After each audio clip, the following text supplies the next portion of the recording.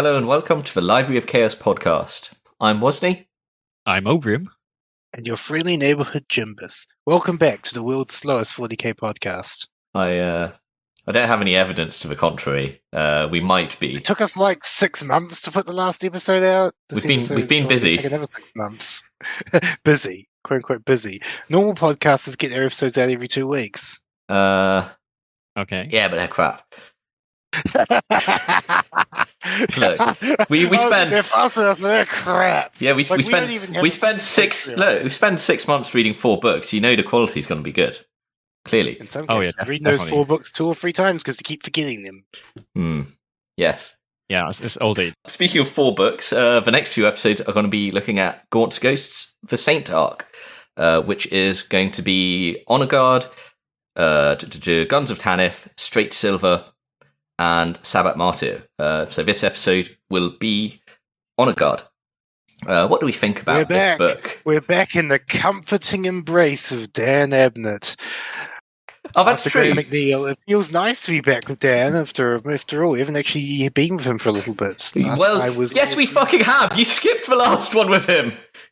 That's because the Eisenhorn was the worst fucking thing he's ever written. You are the only person with that opinion. We will debate it in due course when we talk about What do you mean? Revenant. He was there. Sure, he was absolutely there. Oh, I remember he introduced himself and everything. Yeah, that's true. So I will say there's a definite feeling of pre-planning and quality into Abnett's books that you don't see in an awful lot of 40k or Horus Heresy stuff. Well, can I just touch on what Jim said there? Is worth noting. This is I think the first time we've moved on. We've come back to a series we've looked at before, so that's nice. So it'll be these will be so many books in the series. A little bit less raw than the first few episodes, which were the first episodes we ever recorded.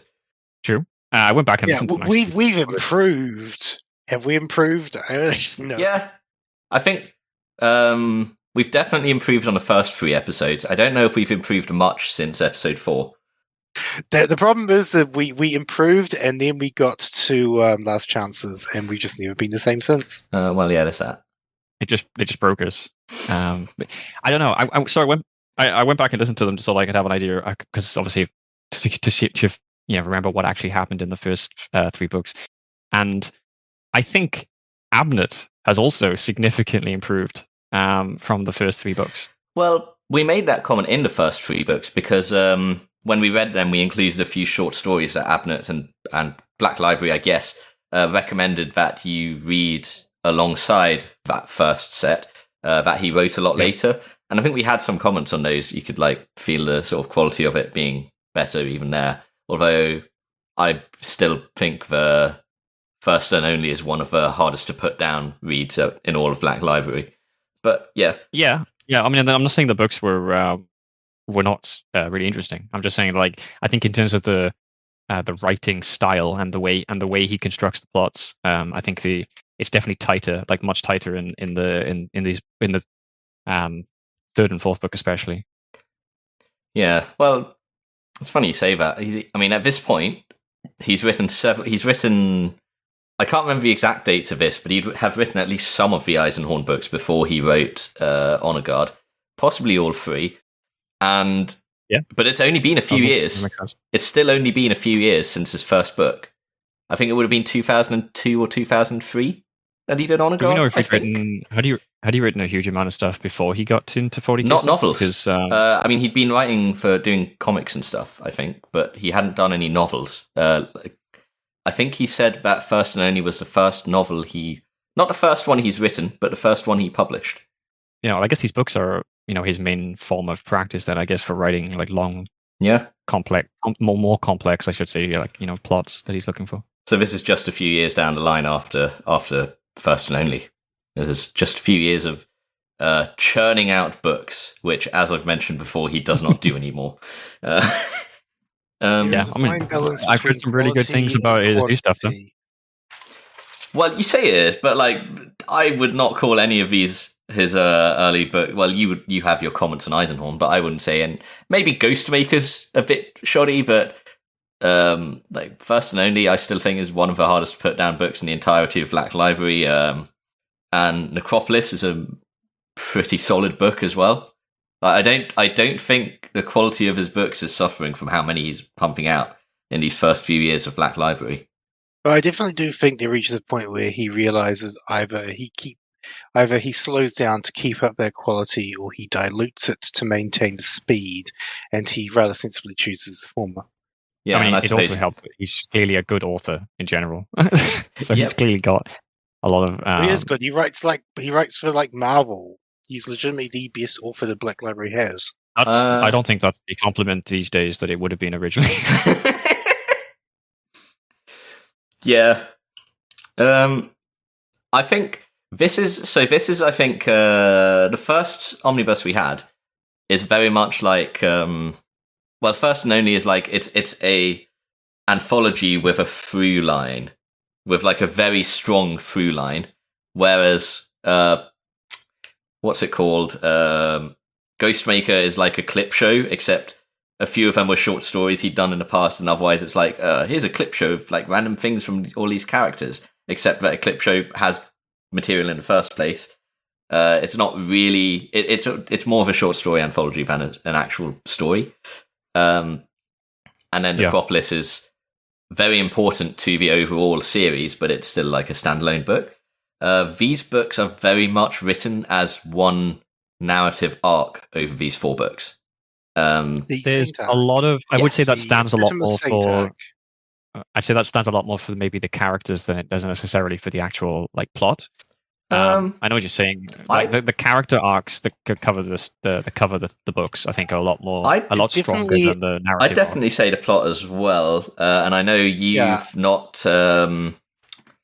You've not read further into the series. You've got like after this, you've got the Lost Ark and such, and I think I'd say that at this point is where it starts segmenting into like these sets of arcs, kind of like very neatly defined almost. Okay. I'm definitely interested to see where it goes. Yeah. The other thing I'd note here, the first omnibus was very concerned with like the interdepartmental, like there's like the Imperial Guard infighting between the different between senior leadership, I'll call it, different regiments and leadership, and like how the overall structure worked. Whereas this set of books is more like we're actually dealing with the fight against, like the focus is the fight against chaos, against the Blood Pact. The Blood Pact is introduced in this, and they're really important. Yeah, like not to say there isn't conflict within the regiment, but like your main focus is without. Yeah. There's a lot of. I'd say it's not the same. It definitely isn't the same, but it's still there. Yeah. A lot of. Yeah. If I, here's how I'd put it. For the most part, the antagonists in these books are actual individuals on the chaos side of things. Depending on the book, but you like have a whole bunch of people who are like bigged up as these notable characters in the Blood Pact and such. Whereas we didn't really have that in the first series, other than Herodor Asphodel was his name. In Necropolis, there was definitely there was that one guy, chaos factor with the big leader, which is not that dissimilar from the Blood Pact. But I would say the interactions with other regiments and the leadership structure in these books is definitely more positive, at least in the first half, than it has been in the previous books, obviously. Yeah. Do we have any thoughts on Honor Guard in particular, or do we just want to get into it? Sorry, you mean in terms of like, let's talk specific non-spoilers for that book? Yeah, do you have any thoughts like that on Honor Guard before we just get into spoilers? It's a good introduction, I think, of a lot of new characters. Well, it has to be, because all the characters that were introduced in Necropolis but weren't formerly members of the Ghosts are now members of the Ghosts, and so we need to introduce them. How are they integrating with the original? How are they? This is actually quite an important book in terms of setting the stage for everything that is to come. That's true, and there's also like, I think I've talked about Necropolis as the story where they sort of pick up all the non-TANF members, but Honor Guard kind of does that to a lesser extent as well before we get into the series, doesn't it? picking them up, we're introduced to them, but they're Yeah. not ghosts. The book Golkalia is like a resistance leader, and so Well, a lot of the things like characters that Yeah. we're introduced to in Honor Guard are not necessarily the Vergastites that we saw join at the end of Necropolis. Mhm. There's a 'cause they've bunch of new actually- characters outside of that. I don't know if you want to talk about, like, if you want to mention them now, or we'll just wait until we actually. Yeah, we can actually get come up into with it. the story. Yeah. we'll get into it.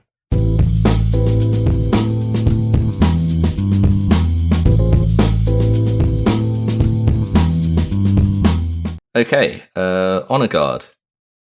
Jimbers, do you want to take point on this one? Problem is that, again, I've read it like 3 times, forgotten it 3 times, haven't had a chance to reread it because I've been incapacitated. Very Well, unfortunate. I can talk us through the story, and as we go on, obviously, I can walk us through as the plot progresses. But in general, I think it's going to be a case of talking about the characters mostly, because I think a lot of this plot revolves around, as we said, the introduction of new characters, how they interact with ghosts and the cast. I've got a note here.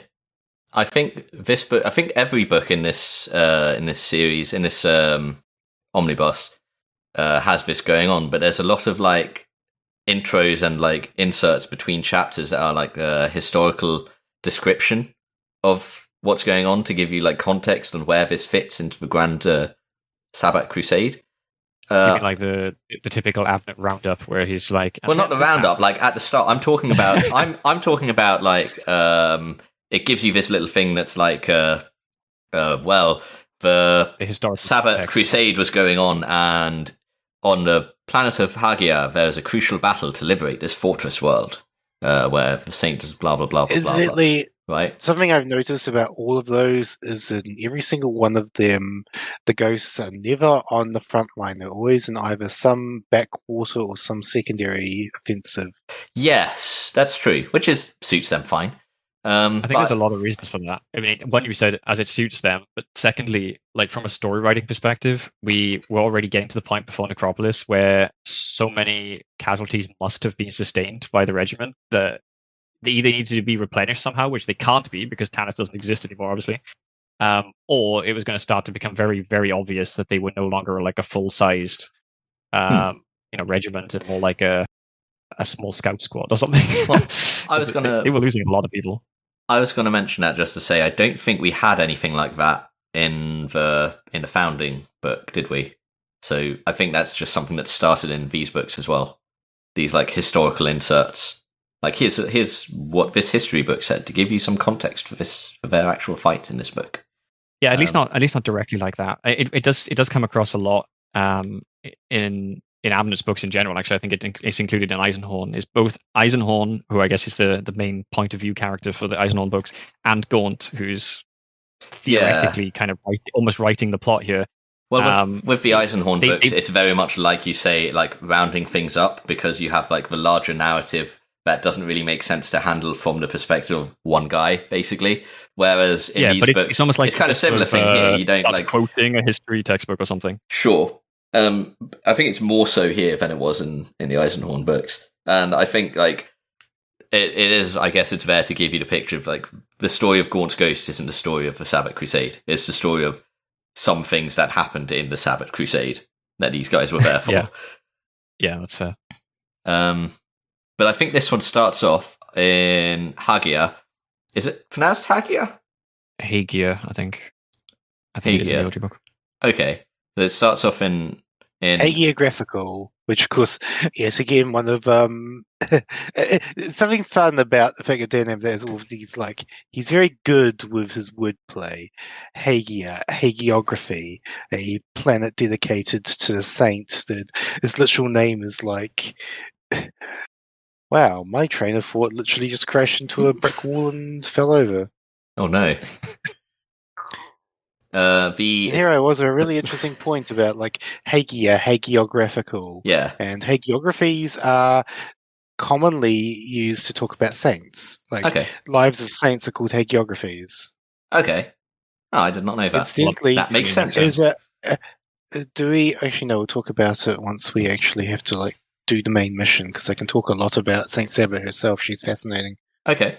Well, it starts off in Doctrinopolis, with like the And the city viewpoint. burns. A less so It's very subtle name. evocative. hmm They're fighting the Infadi, is what they're called. These hulking cultists in green silk. Yeah, definitely interesting to note the name now because it'll come up later. But Infadi. Yeah, it's remember that.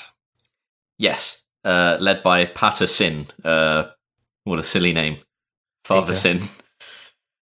There was actually a Catholic clergyman, I think he was in the Philippines, whose name was Cardinal Sin. It's a very unfortunate name. It's a fantastic fucking name. What do you want about? He's basically a cynical parody of the religion. The saint worshipping religion is his deal.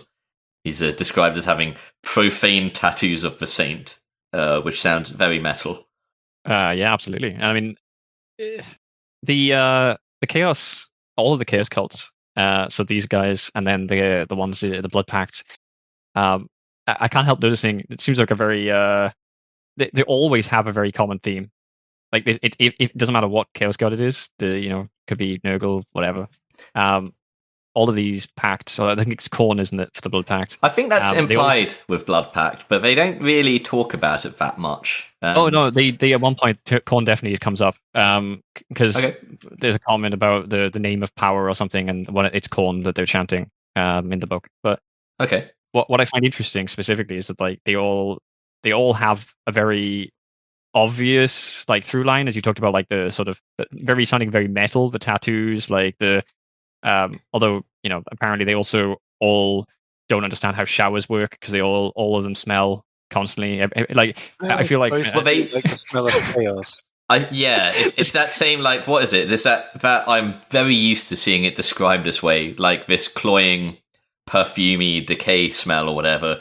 I think Abnett goes on about the smell of chaos in like all of his books that have chaos and describes it in this way, which sounds very stunning. That may be a thing, but that may be a thing, but like I don't feel like it's a spoiler to say that apparently all of the Blood Pact smell of BO constantly, which I found kind of funny because it's kind of a giveaway apparently in their sort of base if you don't smell. We get this whole scene where they're fighting through the city, right? With swapping through a few different narrative viewpoints, including this like traumatized new, relatively fresh recruit or something, isn't there? And yeah, so I think it's the first chance we get to see the Vigastites kind of fighting properly with the ghosts, like as like I think they find the regiment. I think they find the king of the planet. I can't remember exactly what his name is, but he's like his role is like king, strung up, dead in the square. So yeah, he's been hung. That's the excuse to send Milo off to meet Sanya. So Milo gets back to the rest of the regiment after that, I think, or on the way to that. Oh yeah, no. Well, so Milo's on the way back and finds Sanya after he gets like taken to Sanya, right? Well, I mean, that's sort of about the plot sections, but the introduction to all these characters is really interesting because we have what I felt like at the beginning of this book. It's, as you said, with the first three books are kind of a section together. These four are kind of a section together. I feel like Abnett's in an interesting position because he's trying to write a long-running series with an awful lot of characters, like a huge cast of characters, especially after the third and fourth books coming up now. Like the cast becomes almost too much to kind of track the sort of named consistent characters. But he has to, in some way at the beginning of this book, introduce all of the characters and give you a feel of like who they are very, very quickly. And I wouldn't say it's too obvious. I mean, it is very blunt, like the way he goes about it. Like immediately the second the story starts, he's throwing character names and they're what I would say is their core traits. So you've got people like Larkin, he's got his sniper out as usual, very good shot. I think I can't remember exactly how he does it, but I think he makes a shot that is described as almost supernatural or something at the beginning of the book. You have Milo turns up in his usual like mascot role for the group.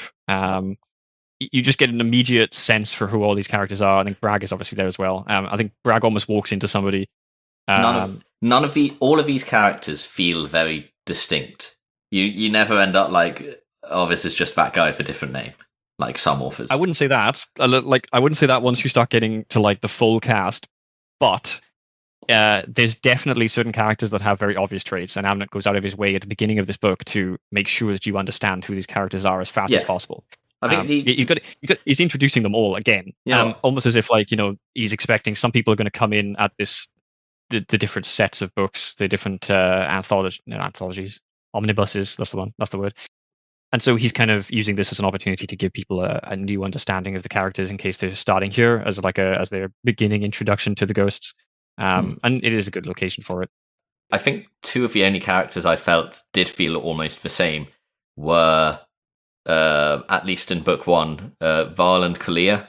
But even then, that's like the Tanith, and there's the fact that they are like the Tanith and the Gastite counterparts who are like competing, kind of plays on that. Yeah, and then even then, rivalry there. And even then, Kalia's definitely got some other things going on as well in this book. I'm probably going to do this throughout whenever it comes up. But if you say a name that is pronounced completely differently in the audiobook, I'll just point it out quickly. Like Kolia is how it's pronounced in the audiobook. Kolia, for fuck's sake. Kolia. You are the authority on pronunciation as our designated audiobook listener. Assuming I remember who they are, that's the start. But yeah, I'll throw that out if there's a pronunciation that's very different. Okay. So we've got Sanya gets picked up and gives Milo this info and is like, here's what we need to do for the king's body or whatever. Right. It is just funny. I do find it funny how long it took him to introduce like lots of the characters. This whole opening section. So many of them. Because I think we get shown Anna Kurth is back. It's like, yeah, she's with them now and doing doctory things. Yep. We get like he does it like Catherine everything Abnett does. It's so cinematic as well. Like it honestly feels like you could almost envision in your mind's eye when you're reading this part, like the camera is just panning around, almost like they would do it with like a single shot as well, because lots of it, they'll be fighting at the front and then like they'll Milo gets back. Like someone in, Milo someone's doing support and like following Milo into the medical place where the doctors are doing their thing, and like Kurth's like, come with me, here's Sanya, and then they move on to Sanya. Yeah, it's all very cinematic, and it continues that way. Like Abnett is just like a master of writing what I think would be like almost like transferable into a screenplay, like readily. And then we have Rawn and the new women picked up in from the Vergastites, right? Complaining about the problems they cause on the front line. Rawn has a particular for his attention span. Issue with a lot of the new women from the Vergastites. We get Catherine and Creed, who are now a couple, I think now official, and still have those kids. Here's the thing, I always say it Creed because Creed, of course, is Ursula E. Creed, the famous 88th Commander. Tona Creed is how it's said in the audiobook. All right, Creed wins. So I'm going to call her Creed because there is only one Creed. His name is Ursula, and this Johnny-come-lately woman does not deserve to share a name with the great Castellan of Cadia. I mean, to be fair, as far as Castellans of Cadia go, there is two Creeds as well. Yeah, you're right. So they already shared a name. I haven't been following it's family for a very long time. This isn't a novel spoiler so much as just setting lore, so we'll just go ahead with it and say, in the Shattering of Cadia, Creed got like put in a Pokeball by Trazyn, and now his some sort of, I think it's strong, independent daughter. Is it a daughter? No man. Who's called like Ursula or something really similar to Ursula. Ursula Creed. Whenever I think of her, I can hear her in my head. She's Divine from Pink Flamingos because Ursula from Little Mermaid. Yeah, I just immediately jumped to the Little Mermaid. How many Ursulas are there really? Poor unfortunate soul. It's become a musical podcast. Oh God. Something else leave that Torchson figure already. Shout out. At the beginning here is Bragg takes a hit and goes down.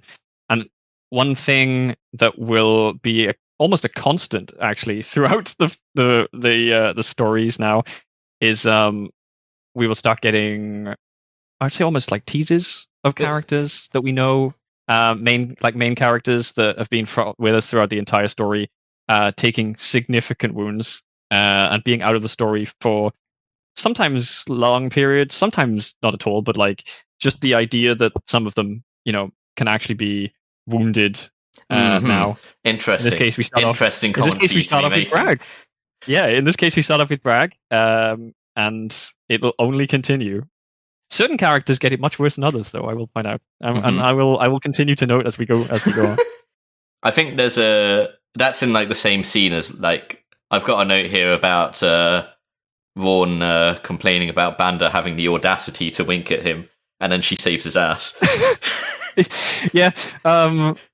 There's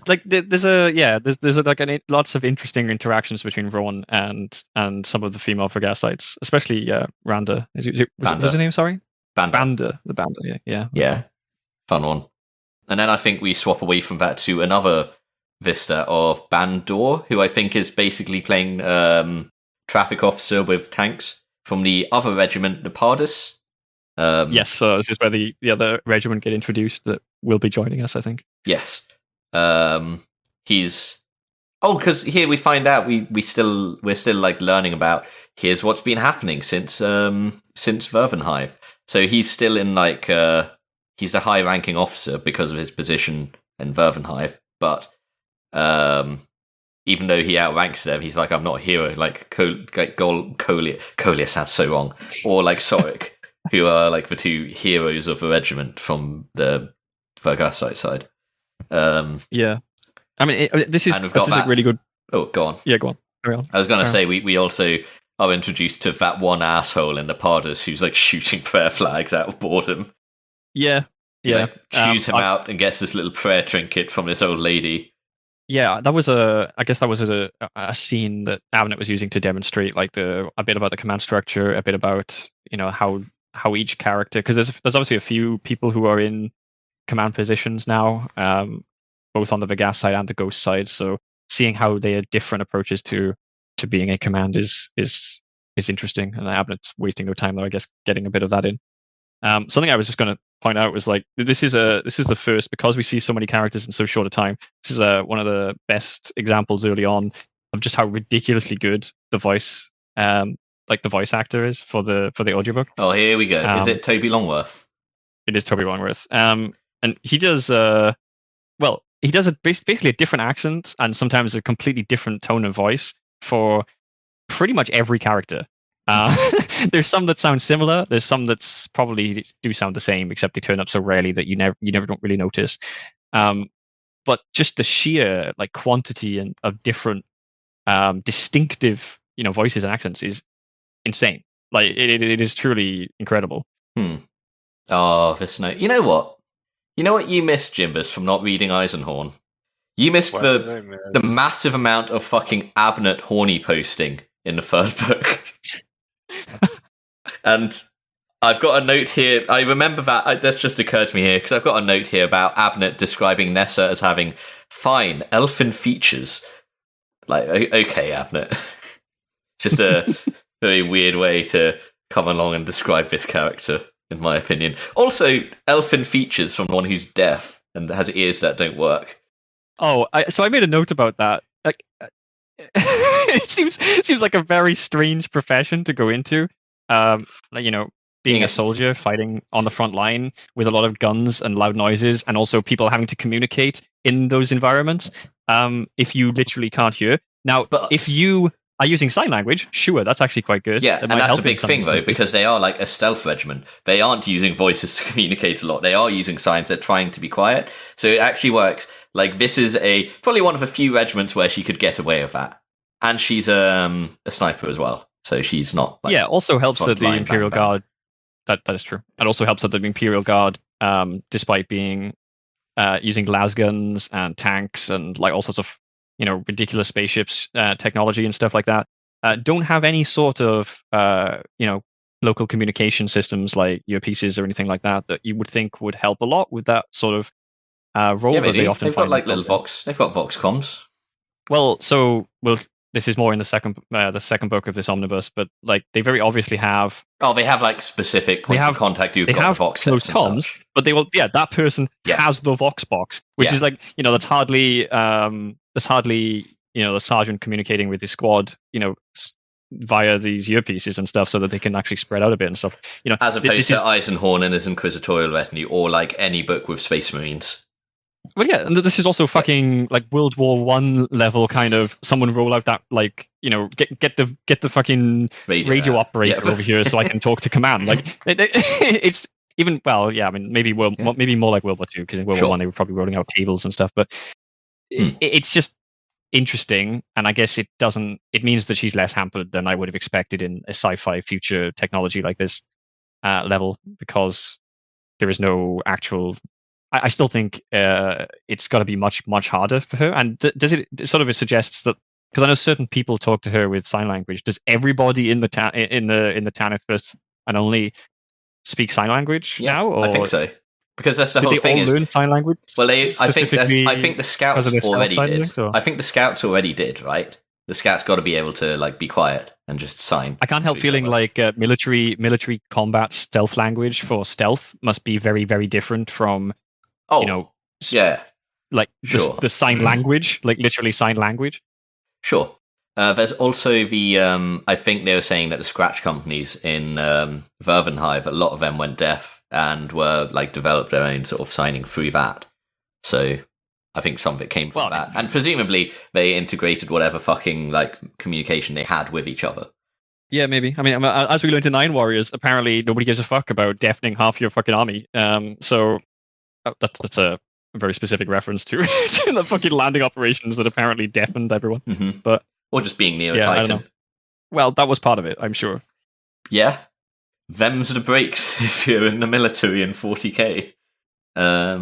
So anyway, in this incident of please don't shoot prayer flags, you might make people panic, and also like, you know, we got to watch out for like Infadi terror attacks. There's an Infadi terror attack. So Bandor and his team sort of break around and come at the people attacking from behind, and we get a nice little scene of Brostin doing his magic. I think it says he artfully builds an inferno, which is a very nice way to describe him as an arson enjoyer. Flamethrower skills, and obsessed with fire. Yeah, but I guess we get in this instance as well. We get Kolbik being captured, don't we? No, so that was happening elsewhere, I think, but. Because he was in like the early scenes that was in like the first scenes before we got Milo going back. Korbeck and Sorik, I want to say, were pushing forward at the same time as Gaunt was. Yes. But here I think is where Bandor gets injured, because they like blow out the building with some tanks or something. And I've got it written, the Hydra platform. Aren't Hydra tanks like a kind of anti-air tank in 40k? Or am I getting confused? Yeah, but 4 autocannons are very, very effective at chopping up any infantry to get in front of them. Yeah, no, there's nothing wrong with repurposing a vehicle if it will do the job. Also, something quite realistic. That's something that often would be done in like World War II times. They Well, most of the anti-aircraft tanks at the time were often used for anti-infantry purposes. Famously, the M16, a quad 50 caliber, that was like known as a meat chopper, because it would 4 50 caliber machine guns turns a human being into so much hamburger. It's something that's more realistic to do when your anti-air is machine guns, as opposed to now where it's more like missiles, and they're less likely to be able to repurpose that, I guess. Sure. The reason I mentioned Kolbik being captured is Kolbik gets captured with a secondary person who is a side character who gets named, so we can be pretty sure that he's about to get absolutely fucked. Typical red shirts. Well, speaking of that, Bandor. Before we get back to them being captured, Bandor has his like spot of trouble here. We have two things happen. One, I made a note about McRedshirt dying because other than McColl and McVenner, everybody whose name starts with Muck is a red shirt. If their name starts with Muck and you've not heard of them before, they are about to die. Oh no. Other than McCall and McVenner. To be fair, almost every character that's with the main characters who gets introduced like with a name, like Abnett only seems to give guardsmen's names just so that we know their name when they die. Sure, there's that. Yeah, that's true. You don't see a lot of this guy died. Like a guy died. You gotta set up who's dying. If Yeah, someone's gonna die. in this case, it's like Yale. So I noted his name down just so I would remember. Oh, that's the one with. Oh, I did write his name. The guy with Bandor is called McVan. But the other thing that happens before we go to Corbec is Bandor's burning pocket has his trinket fall out. So in a complete inversion of the trope, this little trinket some old lady gave him, instead of saving him, he goes, "Oop, I better get that," and some guy runs up and stabs him. Oh no! Which is how which is how he joins the medbay crew, because this book starts with half of our main characters getting sent to medbay. Yeah, that's another key part of this plot, which is that we need a bunch of people to be out of action for the initial like operation that Gaunt gets sent on. Sorry, go on, Jim. I mean, the book opens with what is essentially a disaster. Like, our troops are in this urban warfare thing, and it is a meat grinder, and they suffer heavy casualties, and then it all goes wrong. Well, right before that, we've got this thing of Corbec. So I'm going to point back to Overham and say, now let's talk about Corbec. Yeah, well, Corbec getting captured with his redshirt counterpart Yale, and I think this is another interesting, like, Abnett makes use of every part of the plot in multiple different ways. So in this case, he needs Corbec injured, so he's out of action. He needs to show us a bit closer up of the enemies so that we get to see, them, and also introduce an enemy character that's going to stay with us for a bit longer. And then also build the connection between the ghosts and the Vergastites a bit. In this case, Sorbeck. What did you say? What did you say? Colonel Sorbet. Sorbet, yeah. No, Sorbet goes back to... Who the fuck was the Vergastite commander who goes and saves Corbec? Sorek. Well, no, him and Sorek tunneled through, but then... I know you... Yeah, well, before we get to Sorek again... dragged away by the enemies, and Sorek is like, I'm going to go get Corbec, and he gets commanded back, but he's like, no, fuck that shit. I didn't hear that. Before... Okay, exactly. So this is where we get introduced to Patterson, though. We were told Patterson exists. And I have two notes here. Enemy, right? I have two notes. The first note here is that the description of him entering is such a fucking bait and switch. Something, the shape perhaps of a large man, if a man can be clothed in a whisper. This patch of heat haze fogging and distorting the air, the low throb of a drowsy hornet's nest. Corbec can smell the way it's blistering reality, the scent of a warp. You're like, ooh, and then it's like, oh, it's a refractor shield. He turns off his refractor shield. That's the first thing. Then, I've forgotten I'd written this comment. It gives us this description of him. He's got these tattoos. He basically, if in doubt about what to picture Patterson as looking like, it's Jared Leto's Joker. He's just covered in. He's covered in these tattoos. He's got this metal grill for teeth. Like, yeah, that's fair. He's grinning away at Corbec, going, "We're just the same, you and I." No one is like you, Patterson. No one. Oh, Peterson. Peterson is it? Oh. And it's like the most stereotypical, "We're just the same, you and I" villain speech. They're really not that similar, him and Corbec. I can't really say they are that similar. I can't remember why he says they are, but they're really not. You know, when I think about that, I think about the version from Austin Powers. "We're the same, you and I," says Dr. Evil. I mean, it was a... And then he gets his drill out to do his 9 holy wounds in Yale. I think it's supposed to be a bit of a reach. I think Gale gets immediately murdered. So. Yeah, with a drill. It's pretty typical. With a drill, yeah. I had a question about the saint. So I think there's a conversation somewhere around here with the local priests. By the way, in the audiobook, they have a noticeably Indian accent for some reason. Interesting. Considering none of the other Vergastites do. Or any of the other... Well, they're not Vergastites. They're the Ayatani from Hagia. Yeah, I was thinking none of the other locals, not the Vergastites, you're right. Yeah. Oh, wait, none of the other locals have this, but the priests do. Well... To be honest, though, how many locals do they talk to?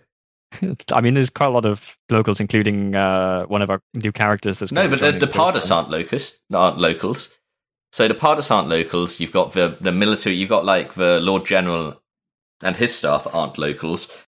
So the only locals we really talk to are the Ayatani and Sanya, who's like an Ayatani in training, I want to say, kinda.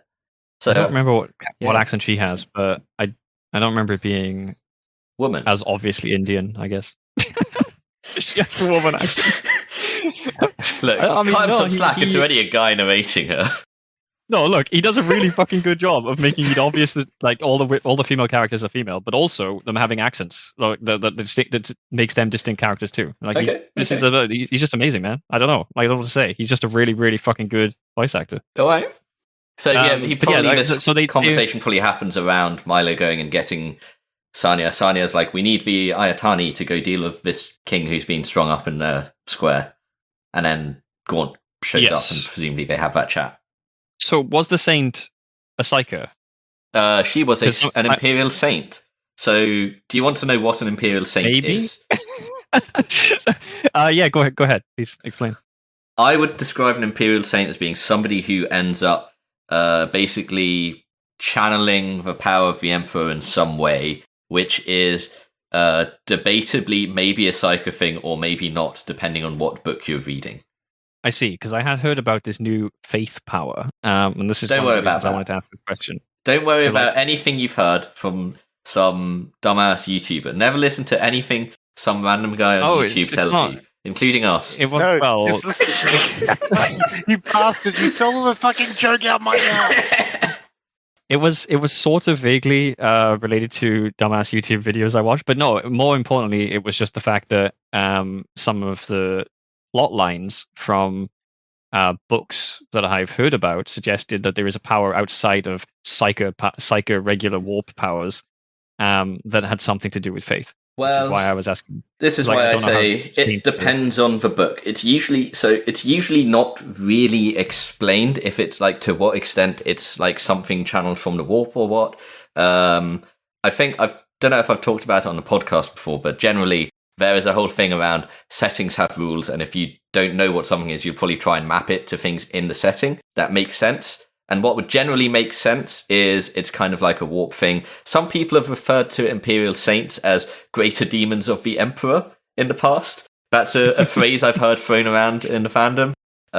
Yeah, but I can feel that. But other books don't fit that bill so much. It sometimes it's left for you to try and map it yourself to the stuff which is explained in the setting. Other books make it clear it's something else. It's a bit Okay, that's fair. So I'm taking in this, it's left quite ambiguous. Don't worry about it.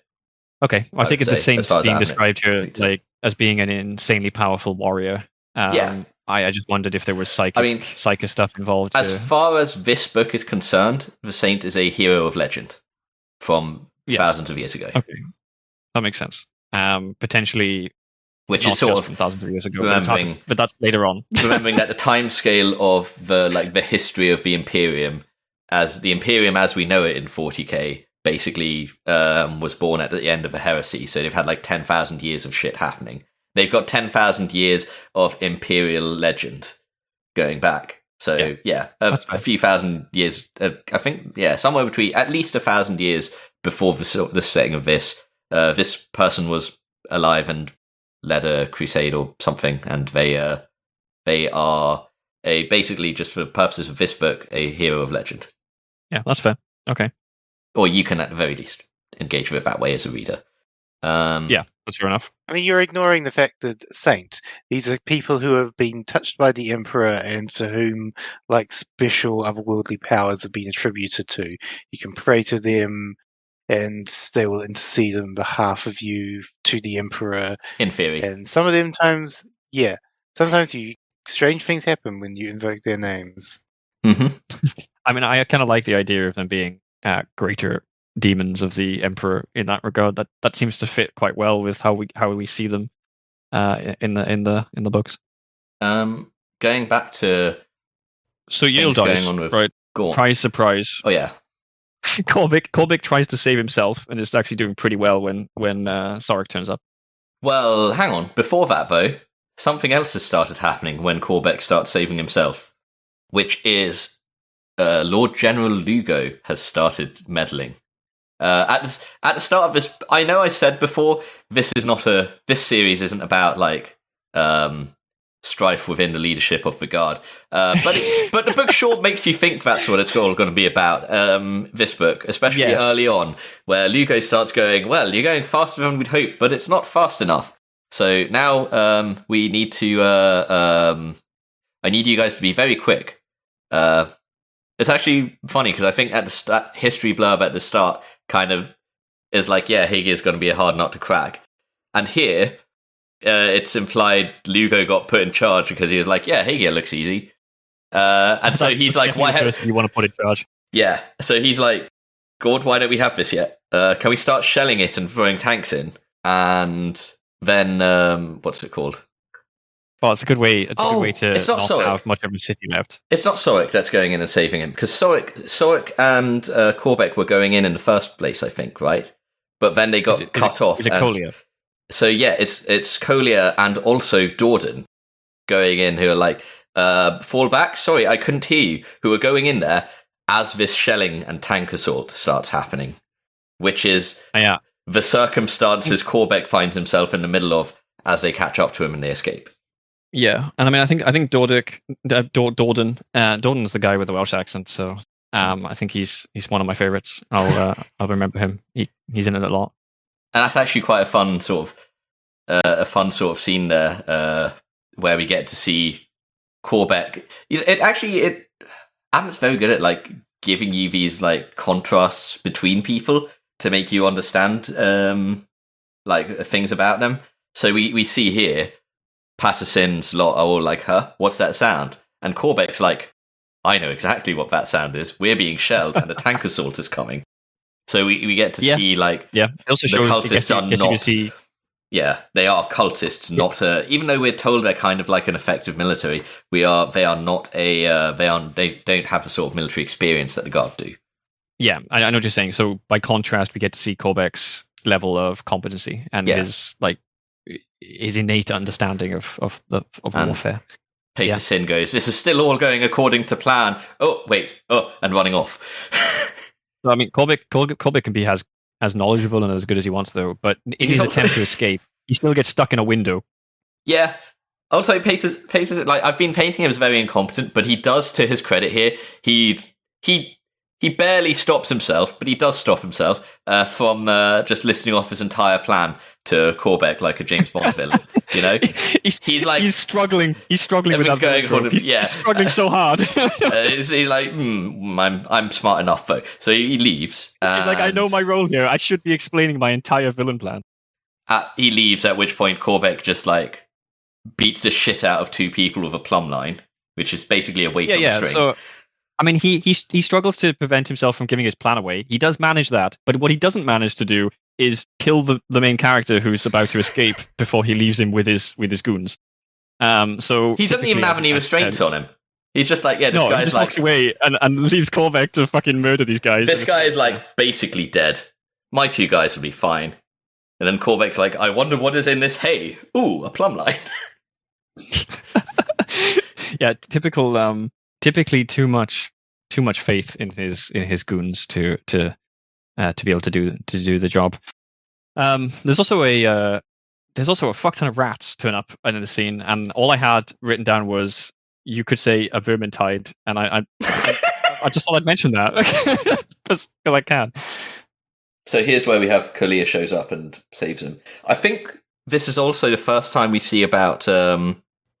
I think it's the first time we're like properly. I don't know if his name is like mentioned somewhere in Necropolis, but we're introduced to Ku, who Dorden calls a casebook sociopath. We get introduced to my favourite character, the Gaunt. I see. So I don't think he. I will be calling him Elijah Gaunt for the rest of these next few episodes. That just makes me think of giant Gaunt. That just makes me think of Dean Koontz, who's an author with an unfortunate name. I almost feel like that was too heavy-handed. Actually, the way that he's introduced as being a sociopath, or because the thing is, so here's the fun thing with, well, somebody has to be the asshole, and they can't just keep being Rawn if they.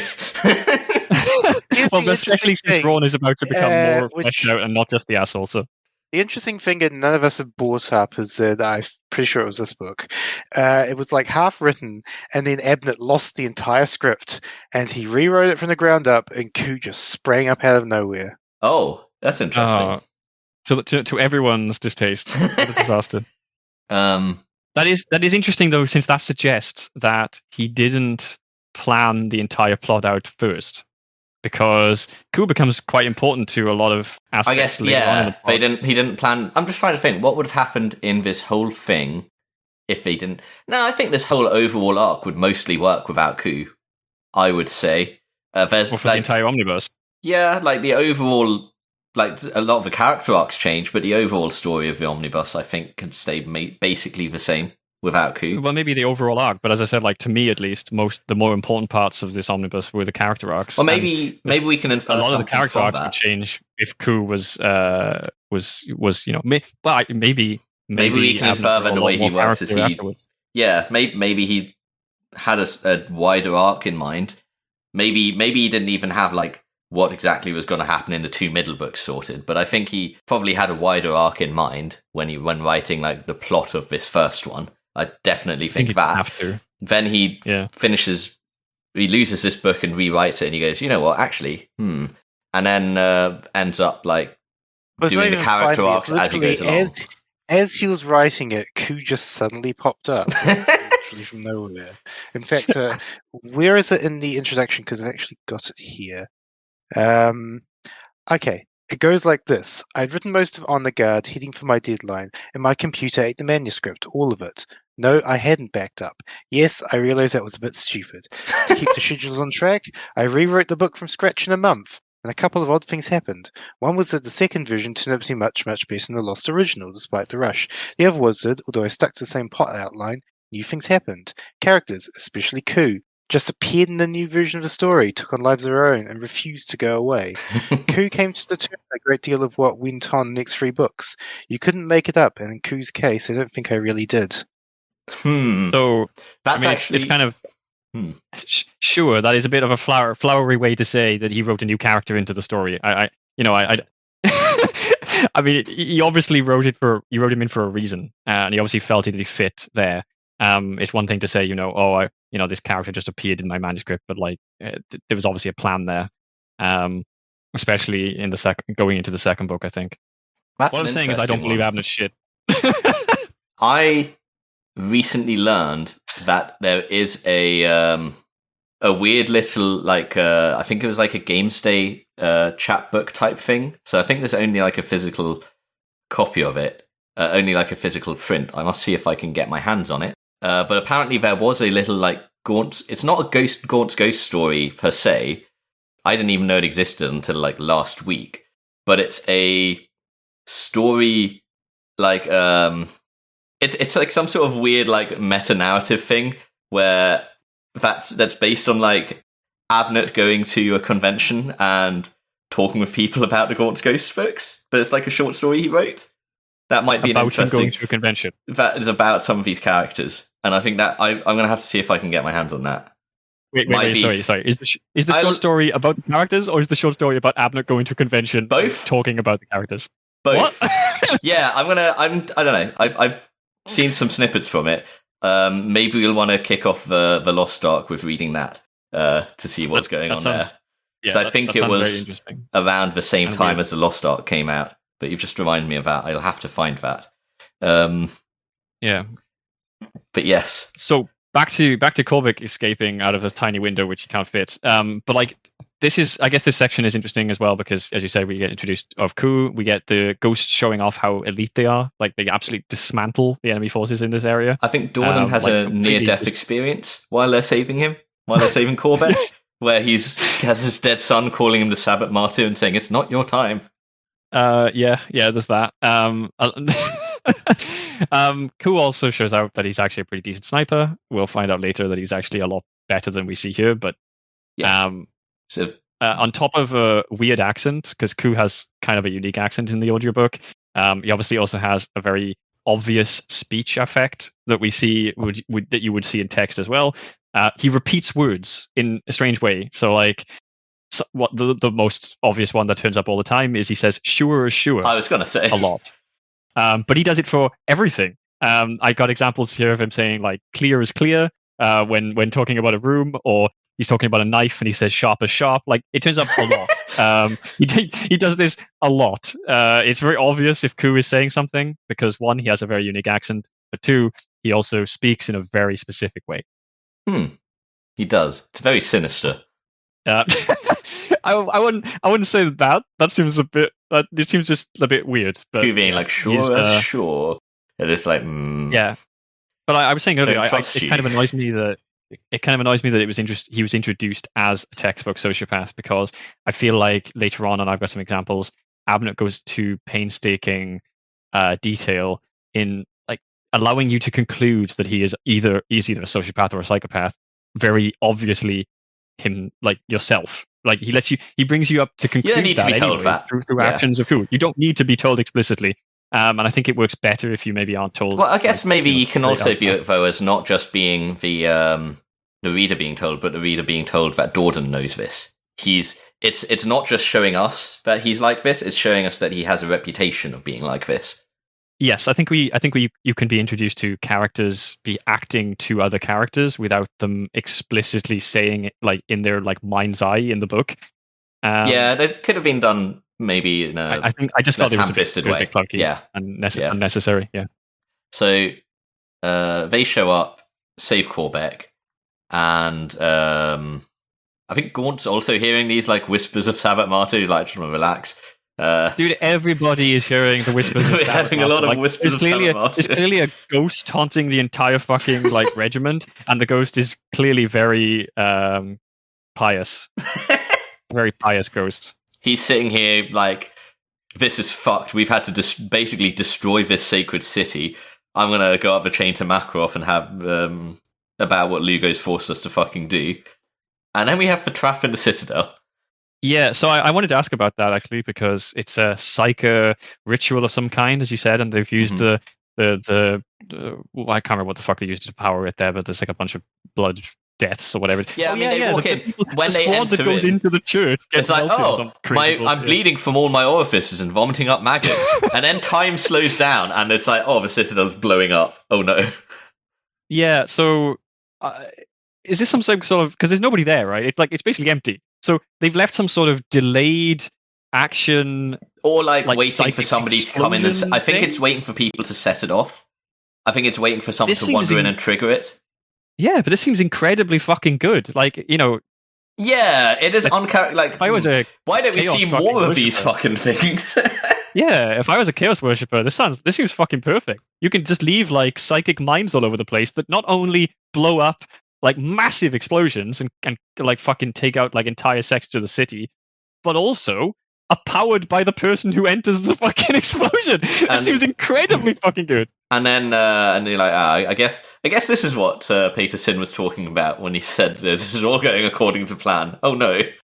The next chapter has this very like worrying like intro blurb saying, from this high rock, from this peak, let the light of worship shine so that the Emperor himself might see it. And then it's just like, yep, there's a citadel at the top of that cliff radiating bad vibes for days. Yeah, I mean, that citadel and the city get absolutely fucked by the psychic explosion, but would it have been, is it more fucked than if they had decided to artillery strike the shit out of it? I mean, maybe not, who knows? We'll never know. Well, I think the plan was to do neither of those things and to approach more cautiously and not just like rush in. That was Gaunt's plan. Yeah, that was definitely Gaunt's plan. I'm not sure really that this would have prevented the Citadel incident, but Gaunt seems to not be happy with Hugo in any case. No, this seems like a really strong ritual, so it could have potentially happened anyway. It depends, I guess. Like, so is the power of the explosion based on like how many people enter the ritual as well? Like, I don't think that's necessarily the case. It's just a Citadel. I don't think it necessarily shows it drains it from them or anything. They say that it's powered, although the ritual was powered by the blood sacrifice of the people who went there. Like, and there's an explicit line that says that, I'm sure. Okay. That's why it came to me when I was trying to think about how the fuck it even worked. Because, like I was just saying just now, my interpretation of it was just like as it got set off, the warp energy just made this shit happen to those people. That was how I sort of read it.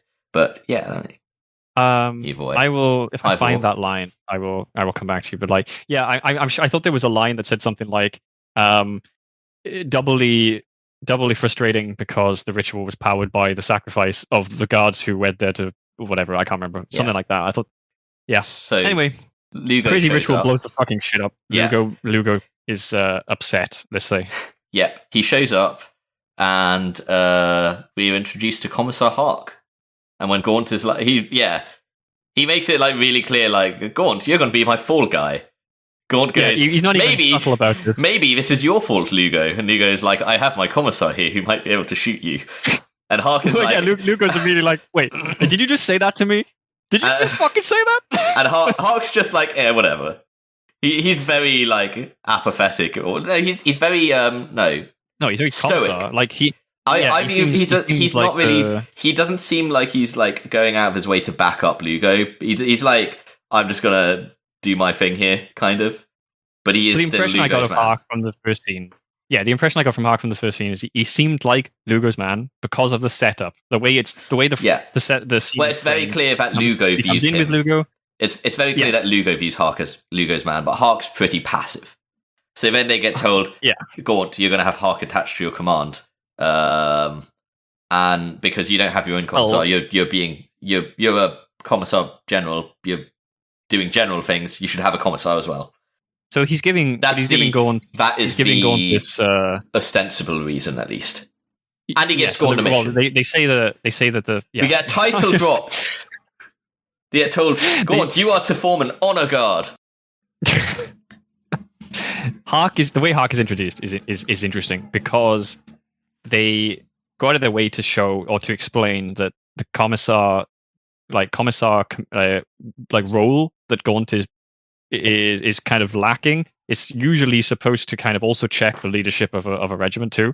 In the case of Gaunt, obviously he's the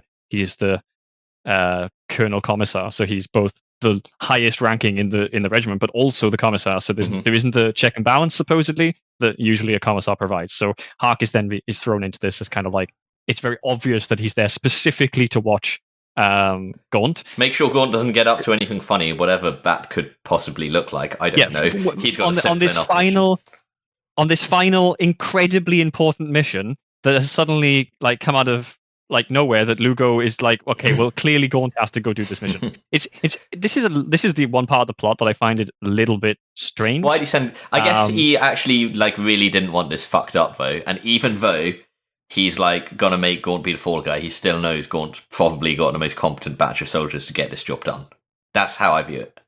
So we should probably give a slight bit of background to that then. Oh yeah, so which is that the explosion of the Citadel has summoned a massive fucking chaos fleet. Yeah.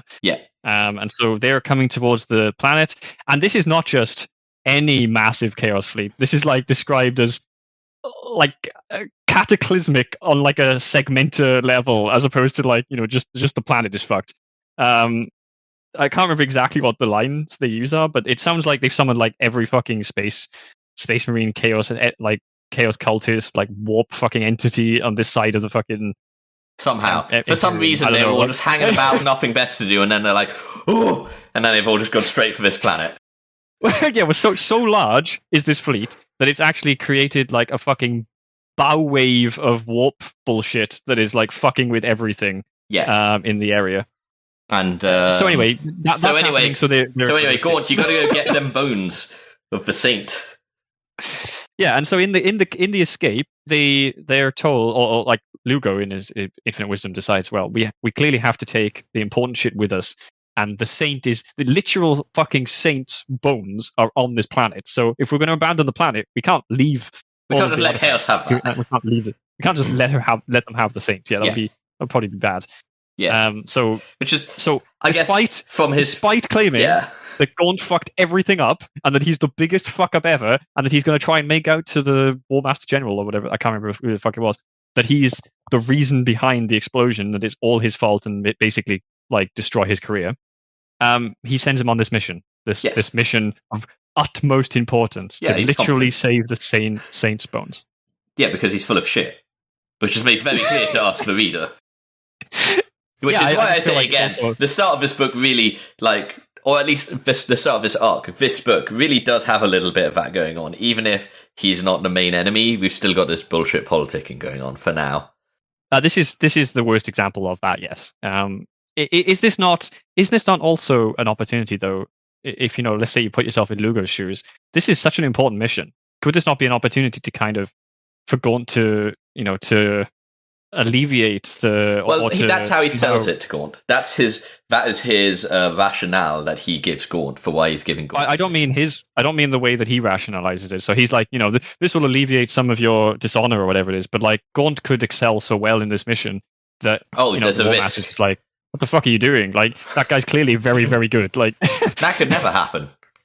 Well, the extra level that Gaunt manages to succeed in this mission is the other part of the plot that like makes me question everything. But fine. But we'll get to that later on. So the party sets forth. Yep. What do we have? Have we actually okay, go on. now I've got to stop you dead and say, have we actually talked about Saint Sabbath herself? Yes. Because I have a Oh, well. about her. We've talked about Saints, but we haven't talked about Saint Sabbath in particular. Saint Sabbath is so blatantly a Joan of Arc clone. So blatantly a Joan of Arc clone. She was a shepherd. She heard voices. She led a crusade and died. And she's just Joan of Arc. Abnett, you hack fraud! I will say I got that vibe even knowing very little about Joan of Arc. So you're clearly like absolutely spot on with how obvious that comparison is supposed to be. I can't believe that you would sit here and be like, Abnett is the best author Black Library has, and then be like, he ripped off Joan of Arc. And then, shit on MacLeod. Shit on MacLeod for Vauban so much. No, there's one thing about ripping off like the aspects of a character. There's another thing about completely ripping off a fucking historical text in a way that doesn't work. Like you're not even making it work reasonably. Okay, so finally, the actual plot of the story is the 10 of Ghosts are going on a road trip. Yep. They've got their new friends, they've got the armored division that they're going with, and they're going on a road trip. I think we kick off with... I think we have like 4 main things that happen along the way before their first stop. So one of them is Gol Collier learns that his kids are with Catherine and Creed. This is every time you say that, it fucks me up. Collier's fucking me up. He's always been Gol Collier in my head, and now I'm learning that Toby Longworth, authority on pronunciation of Gaunt's ghost names, calls him Gol Collier. Collier, yeah. So Gol Collier. Yeah. Collier's kids are alive against all miraculous fucking odds. The 2 kids that are saved by Catherine and Creed are Gol Collier's kids. Like, there's clearly some warp shenanigans going on here. What is it that I think, was it Creed's like, look at this locket from this child I've adopted, or something like that, or this picture of these kids in this locket, something like that. And Collier, no. He literally no. Collier has the locket, and it's got his picture of his kids in, and he's like, look, this is mine, and he's talking to the female medica. I can't remember her name. Kurth. Yes, that Kurth. scene. That scene was earlier on, wasn't it? And then here. No, hang on. He's talking a bit more about it here. Yeah, no, you're right. It was earlier on he confides in the doctor, and now he's talking about it. Well, he's not talking about it, really. Because he's like, they must never know. Thinking, or whatever, yeah. They must never know that their father is still alive. So think about it, though, right? Like, we're very lucky that we have this locket, because otherwise this would be a very weird scenario. Because let's say you're Creed, Tony Creed. Imagine you're like one of your commanding officers is just like, those are actually my kids. Yeah, like you think he's kind of crazy. Granted, the kids would probably be able to verify that. That is true. The kids would kind of know what their father looks like, I would imagine. But yeah, it is a very weird situation, because without that locket, you would kind of be like, oh my god, this guy's crazy. Because the literal chance of these kids being his are so astronomically insane that, as I said, like, I think there's some warp shenanigans going on here, which don't we find out at some point that there's like warp, like witch blood or some psychic powers or something in Collier's past as well? So maybe that's it. No, you're thinking of something else, but don't worry about that. Oh yeah, no, I know exactly what you're thinking. That is not Collier. We'll get to that. I think that starts in the next book. Anyway, that's one thing is Collier's his kids. There is... I'm like 90% sure that is Collier, but we'll get to that when we get to that. Because I'll explain what there is Larkin and Koo go, let's go shoot some things, some like random wildlife to eat, because why not? Larkin and Koo go hunting, and Koo's just like, I'm going to go spin it. He's basically like, you know that, have you ever seen Predator? Yes, the movie with a space alien. Yeah, just like, it sort of reminds me of that, just like blasting into the forest, except the opposite. Instead of blasting into the forest and hitting nothing, it's blasting into the forest and like 20 chickens die. Well, so the scene is interesting because Larkin sets up, and Larkin goes for headshots because then there's more meat and you don't blow up the and it's like, look, I'm a really good shot. And then Larkin is showing off how good he is at sniping. And Koo shows off, I can fucking twitch reflex murderize these chickens so effectively, but also for no gain for us. It's telling it's telling us a lot about them in this scene, including how fucking because we've seen that they know Koo's a bit of a sociopath, but clearly this is the first indication, like reckless disregard for animals. Well, I mean, I meant more. Never mind that thing. I'm relationships with the other guard. The other guard know he's a bit of a sociopath. Larkin doesn't trust him. Absolutely not. He calls him a stone cold killer or something, which he is. We can see here as he blasts. A lot of them are stone cold killers, though. Well, that's true. And Dorden calls him a casebook sociopath. So they know he's off. But Larkin is very shocked at how competent with a gun Koo actually is, as he just goes in full auto, hitting every single shot on a bird. It is a bit weird that he's supposedly firing on full auto and also doesn't miss. Like I don't know what full auto on a las gun is. But I don't know if it uses the phrase full auto, but it's just like blasting wildly into the forest and actually hitting every shot. It's a bit, he doesn't miss. So Koo is clearly better even than we saw earlier in the story. It sort of feels like a very good shot. It feels like he's downplaying his actual murderous competency to the rest of the gang. Yeah, well, he's taking the interesting thing, and this is surprising for Koo as well, because Koo is clearly also very, very arrogant. But he is accepting guidance from Larkin, and then kind of shows that he didn't necessarily need it. And either this is showing that he may be good at aiming, but he doesn't have the sniping kind of knowledge and skill, or this is showing that he's just well, I don't know, actually. He's clearly fucking naturally ridiculously good at aiming. So whether this is something to do with his backstory, which we haven't got yet, or part of that, I don't know. But then also, actually, a bunch of people turn up in the ghosts from the Vergastite side in this story that are ridiculously good snipers without any past experience, supposedly. So Koo is not the only person who fits this window, which we'll get to later. But the casual cruelty to animals is the key bit from that, I would say as well. The third thing that happens on their journey here is, I don't know if it's the third in order, but third thing I'm going to comment on here is we get to see the dynamic between Hark and the group, which is confirmed to be exactly what you'd expect, comically on point with exactly what you'd expect. Hark being hey, how do you guys feel about our legendary Colonel Commissar? And the guy's like, I think he's great. Also, don't ask me again because I'm not going to say a bad word against him. And he goes, well, he's fucked anyway because Lugo's decided that. Yeah. I mean, Hark is very obviously portrayed as kind of the most commissar.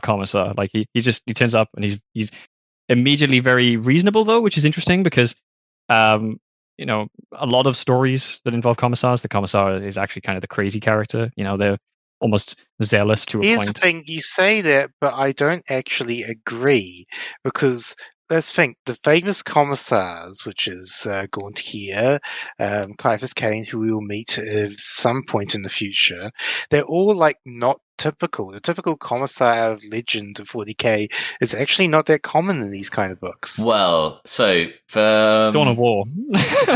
Dawn of War is my counter to that. I mean, the thing is, though, the type of commissar, there's one thing if we're saying within the books, and there's another if we're saying within the lore, within the setting, because there's very much a style of commissar that is suggested in like your background setting and your stories. Like your commissars have rules for shooting people to raise morale, all that sort of thing. Exactly. But also, that's the there are some famous commissars who are a bit harsher as well. Like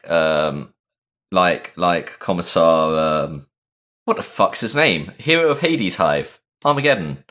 Yarrick. Yeah, Commissar Yarrick. Even Yarrick doesn't actually shoot people very often. Yeah, but he is like a more stern rather than just like a high, let's raise the morale gang. Well, guy, we also like, had the complete psycho in Necropolis, right? Necropolis, that guy wasn't a common. Oh, yeah, there were those weird guys who had like a sort of weird PDF commissar rank. They weren't like part. They were no. We discussed it at the time. It was like a very weird sort of role that they had that didn't map very. Well, no, we did discuss it in that episode. He was a commissar that Gaunt had kind of like sidelined to the city. Oh, that fucking guy. Yes. Yeah, that guy was a complete psycho. Sorry. Like, yeah, he was. Yeah, that's true. I think what I'm saying though is that the idea of a commissar that is literally there just to enforce like discipline and shoots people like on the battlefield just to increase morale and stuff, that is very much against the kind of commissar that we usually see in Abnett stuff. Abnett's commissars are more of a character, which I like. I obviously very much like that. Like they're not. Well, other than the guy sidelined in Vervenhive, which is an Abnett. Well, no, character. he is still a character. He was a massive fucking character, but like he wasn't a good commissar. He was a psycho commissar. Yeah, fair enough. I mean, even commissars, I would argue, like even the typical stereotypical commissar from the 40k kind of backstory, like you're saying, I would struggle to imagine them just shooting civilians because, whereas that guy in Vermintide was fucking insane. He I'd really say didn't give a fuck.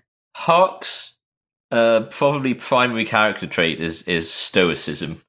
He is just unflinchingly stoic. He's just very matter of factly and like ultra professional. Yeah. He's very disciplined. Yes. He seems very calm and collected most of the time. Like whenever he speaks, it's very to the point. And the other thing that happens before the first stop is they run into some guys with a herd of livestock. These I've got the name down. So that's about to be kind of the first action set, right? Not yet. The Chelon, yeah. The Chelon. They're like the weird beetle cows. I don't remember how they're described, other than that they're massive livestock, and it's like we don't know what would come out better, a Chelon or a Lehman Russ. Beetle cows. They're beetle cows. Beetle cows. They're described as like having carapaces and like weird. Yeah, it's I mean, that could be like an armadillo cow as well. It could be an armadillo cow. That's true. Something else to note here. Armadillos Gaunt are infamously the beetles of mammals, though. Yeah, true. Fair enough.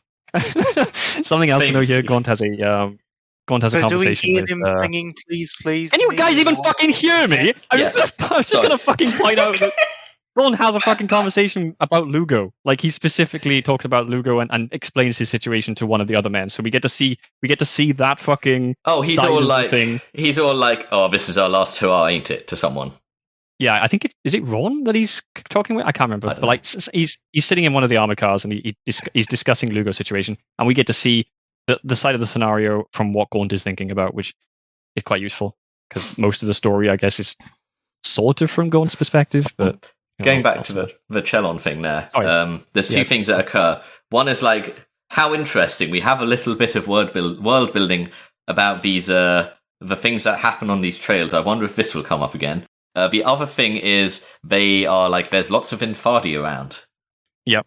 Then we get to the next stop. Well, what was Jimbo's going to say before we go? Yes. Before we go on to the next bit. What were we going to say, Jimbo? A moment has passed. Okay, fair enough. They get here and they meet Ayatani Zwei, who is trying to rebuild a shrine, and I think corrects their dumb foreigner interpretation of Infardi, because Infardi means pilgrim. Yeah, so Ayatani Zwei is a line. How the fuck do we even pronounce that? I was Vile, because there's like an L at the end of his name. I don't remember actually how that is. You tell us, you're the one listeing to the fucking audiobooks, Mr. Toby Manworth over here. Is the L silent? Because it's spelled Zwei, but with an L on the end. Zwei, so Zwei. I think it's Svile. Svile sounds right to me for some reason, but okay, Svile. Anyway, he's a weird character. He's an interesting character. Like when he turns up, he's got. We'll be seeing a lot of him in the future. He's like He immediately Like, attaches himself to them and is like, "I'm with you guys now." Well, I wrote down what he with says when he first appears because he's fucking bizarre. Like he starts off and he's just like they pull up on him and they're just in their tanks and they're just talking to him by the side of the road and he's, as you said, he's doing something to his He's trying to rebuild a shrine on his own. Shrine or something, and he's just like, well, you're a man in a tank. You're a man with a gun and a tank. You might be planning to kill me, which I would not find very helpful. It's like, what? Just the weird way of speaking he has. Fucking and then they mention where they're from, and he says something like, "Oh, that's a dull little city where the women have fat legs." And he's like, what? It's so bizarre as a fucking character. He's very irreverent. He's the most irreverent priest we have seen in this on this planet. Yeah, by a long shot. As you said, he has a very interesting diatribe about the fact that they've stolen the word Inshadi, was it? Infadi. Infadi, that was it. Infadi. Infadi, yeah. Which apparently actually just meant pilgrim, but has kind of been stolen by them. Yeah, and so because their whole thing is that they are like, they're like a cynical mockery of pilgrims with their profane tattoos and shit. Yeah, and it's a really interesting point. And also remember this because it'll be important later, because I'm going to come back to that in a bit. Well, okay. We actually, unfortunately, I was not paying attention to my notes because we were talking, and I was enjoying it. But there were some really interesting moments that I wrote down about that I just want to come back to quickly because they were kind of important to the characters that we're talking about. Ron, as I said, has become more of a character now. So yes, earlier on, we see him in the more of a commanding role because Korbeck is out of things. He's in the infirmary. Ron is basically the second now of the platoon, and he's the one who kind of, because as you mentioned, Jimbus, Gaunt is taking the incident with the Citadel pretty badly. He becomes kind of an alcoholic's depression spiral, and is basically just hiding in his room drinking all the time. And it's Ron that kind of encourages Milo to maybe go and nudge him a bit to come out and not, take up his role a bit more seriously again. And we see various instances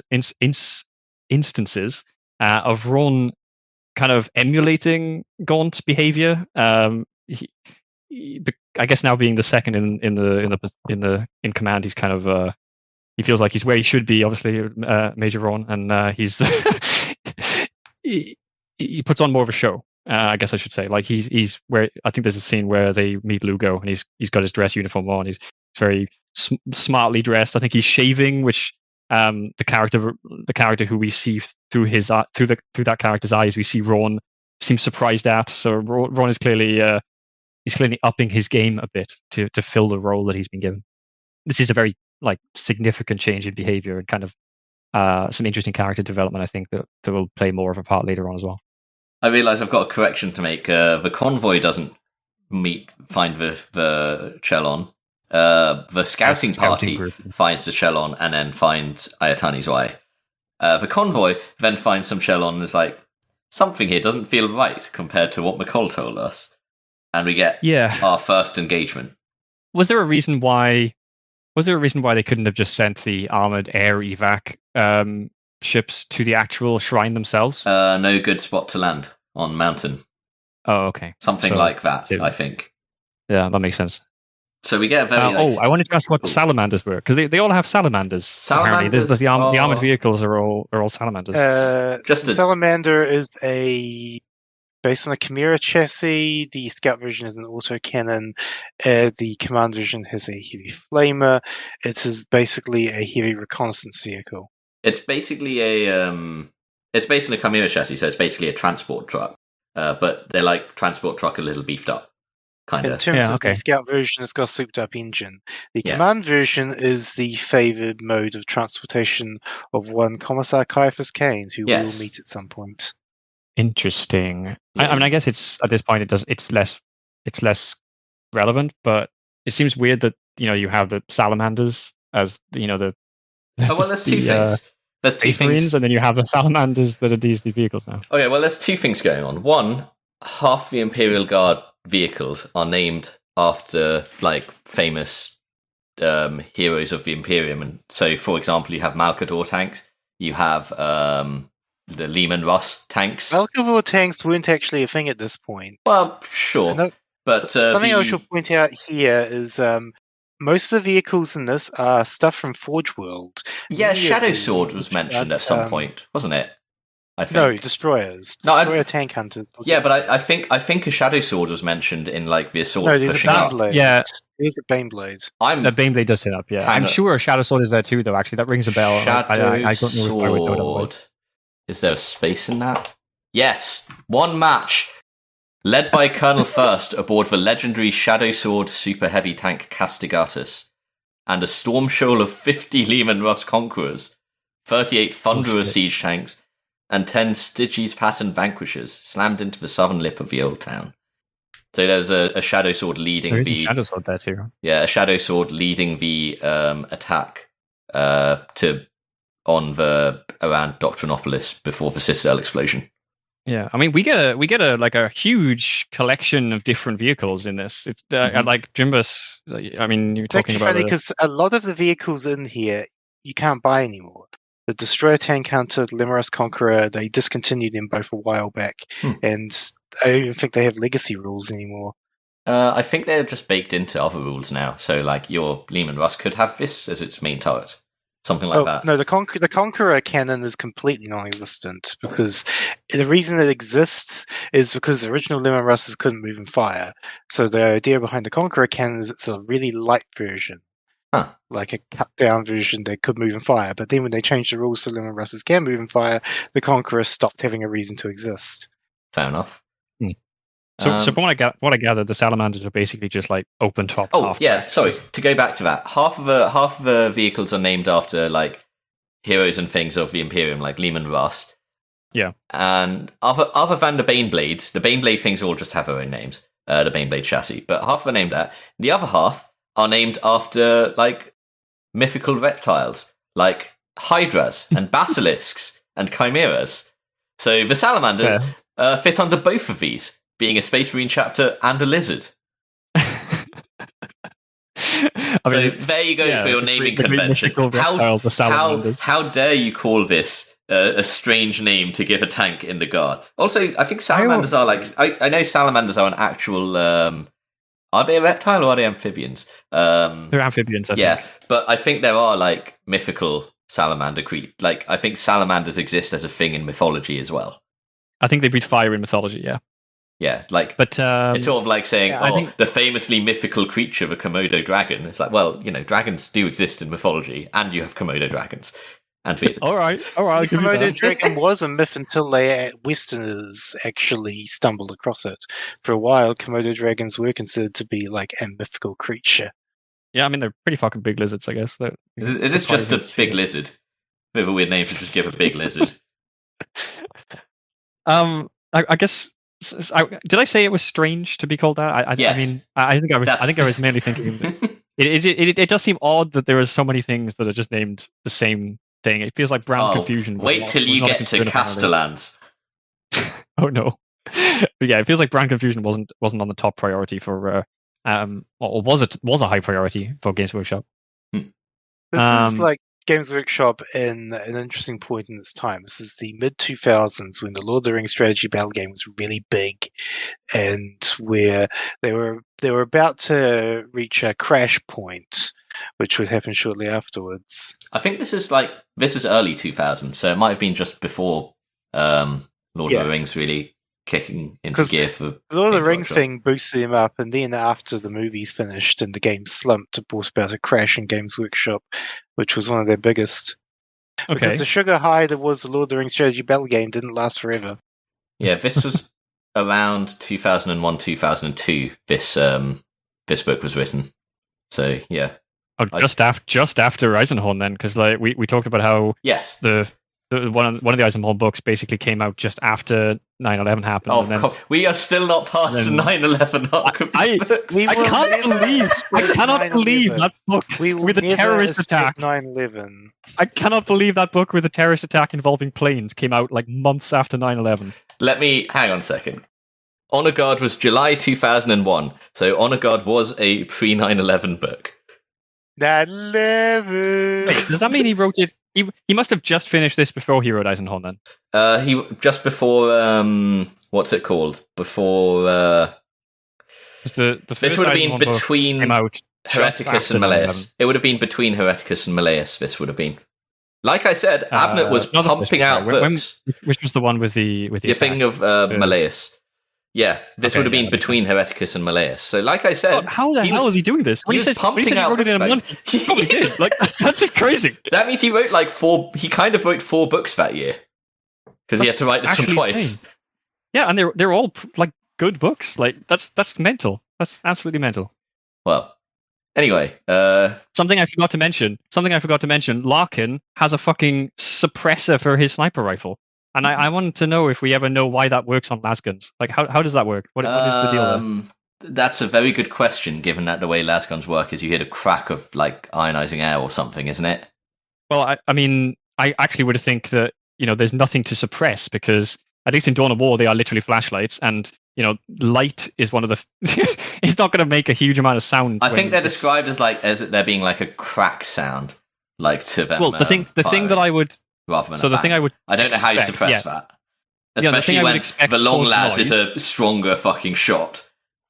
Yeah, the thing I would expect to cause the noise in a a lasgun like that is not the actual like round, so it's not the laser, but it would be the gun, maybe the capacitor's discharging or something like that. I don't know. He just apparently just like screws the suppressor onto the front of the gun. I'm just like, okay then. Okay. I guess it's basically just a gun, like a regular fucking gun. That's on. I think that catches up to basically where I was, where we were. Yeah. Okay, so Gaunt goes, hang on a minute, these guys don't sound exactly the same as those beetle cows McCullough was talking about, and there's an attack. they throw off their like herdsman uniforms or whatever it is, and it's some of the Chaos Cult. Yeah. I've got a few fun notes here. Basically, it's a very cinematic thing where it's like flicking between these vignettes of different people in this fight. Kerf gets a kaleidoscope of crazy bullshit. Yeah, Kerf gets pulled out of a truck and Gaunt saves her, and we get like a weird moment talking about Gaunt's warrior philosophy. We see Hark being something other than just a stoic professional, blasting people with an ancient plasma pistol that shoots red plasma. Very cool. And well, so Gaunt in that scene you're talking about there, Gaunt is like showing off with his fucking power sword. Like he's crazy good, apparently. Yeah. all of the well, yeah, he's like a good duelist. That was established in the first book. That is a good point. It was. It's just a nice little battle scene that, like, you get to see everybody fighting their own little fight along this convoy. Oh, you see Ku laughing maniacally, giggling to himself as he shoots and kills everybody. That sounds about right. Yeah. And I think after the fight, some Munitorum guy starts trying to blame Gaunt, and Hark shows up and is like, "Shut the fuck up. Gaunt is an exemplary commissar. You will show him some fucking respect." And my position here, around Gaunt and Lugo is one of political necessity. He says, I think something along those lines.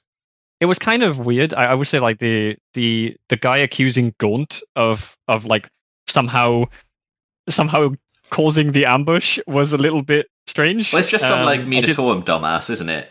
He's not like an actual competent. He's like from the bureaucracy division of the army, right? So I think he's there for like tank maintenance or something. I know he was part or maybe of counting lasgun batteries. I don't know. He's going to count the number of shots they do. Yeah. But it kind of reminded me a little bit of... I was going to say that the scene of Hark reminded me a bit of Fishig, where we like start to very quickly see him in a more positive light from like the stoic character that he is, but we get to see good at things. That. He's good at like setting up a character, making you think one thing about them, and then over time you learn something else, which is again, as you said earlier, is a problem with the Kunt, because he could have done that, but he didn't. Yes, there's a very well. That was exactly the reason why I made sure at the beginning I was saying like the way the scene was set up with Lugo and Hark kind of immediately suggested quite heavily that Hark was, as Lugo thought, his man, and he was basically being set on Gaunt by Lugo. But like as you said again, wasn't he? Here we very very quickly get to see Hark actually being professional. He's a good commissar. He's not out to get Gaunt. In fact, right after this, Gaunt and him have a conversation that is pretty frank about the situation, and they kind of bond, I think, in the situation. And Gaunt's kind of very, because even Gaunt is kind of cagey with Hark. Like you see, especially early on, several instances. Yeah, several instances he tries to avoid like having a conversation with him. He's just like he's a bit like I know what you're about. With the guy, yeah. Whereas in this situation, I think he's finally realizing, Hark is not actually here for specifically just to destroy Gaunt. One thing I'll note just in that fishing comparison, I guess, Abnett is very good at this, but it's, I guess, interesting to think about, because in Eisenhorn, I remember making the comment with fishing that because it's all from this first-person perspective, he actually uses that to great effect, I think, with letting... because we don't just get told what these characters are, we have, like, everything is filtered through the view of Eisenhorn. So you feel Eisenhorn starting to approve of and respect fishing, whereas here it's, like, I guess different, because here we've got the third-person view, and we are seeing a more respectable side to Hark. So you say that, and I mostly agree, because we do see things from other people's perspectives a lot in the story, but there is something that happens later on that would very much argue that the story is written almost from Gaunt's mind, in a similar way to Eisenhorn, but not exactly, obviously, the way that Eisenhorn is written. So the next thing that happens is Hark sends Milo back. Oh yeah, because he got injured, right? So he gets sent back to the medbay crew as well. They needed Milo to join the medbay crew, so he gets injured in this fight and he's sent back by Hark. Oh wait, did he actually get wounded, or is it just like we're sending the wounded back, Milo go with them? Milo gets sent with the wounded. He's not actually wounded himself. Okay. Yeah. There's kind of a awkward scene where Milo talks to a guy who's literally dying, I guess. And then it just like gives us an Abnett roundup of, and then he died before they got there, or something. yeah, basically. I think, and also Gaunt's like, he sent my lucky charm back with the wounded. Yeah, so I was going to say this is interesting because right after they kind of bond, we now get like a interesting situation where Hark, who doesn't really know about like Milo and his context, his position, the mascot, the context of him being the mascot, sends him back. God's like, oh no, they sent back our lucky charm, who's definitely not psychic. Yeah, or you could have the charitable interpretation, which is that Hark thinks this might be a suicide mission and that he sent Milo back because Milo's the youngest. It's left open. It doesn't go into too much detail there. No, we don't need to know that. We don't need to know exactly what Hark is thinking, but like it's an interesting. Yeah, you are left to kind of interpret whatever you think Hark is doing here. So now we get to see the medbay crew.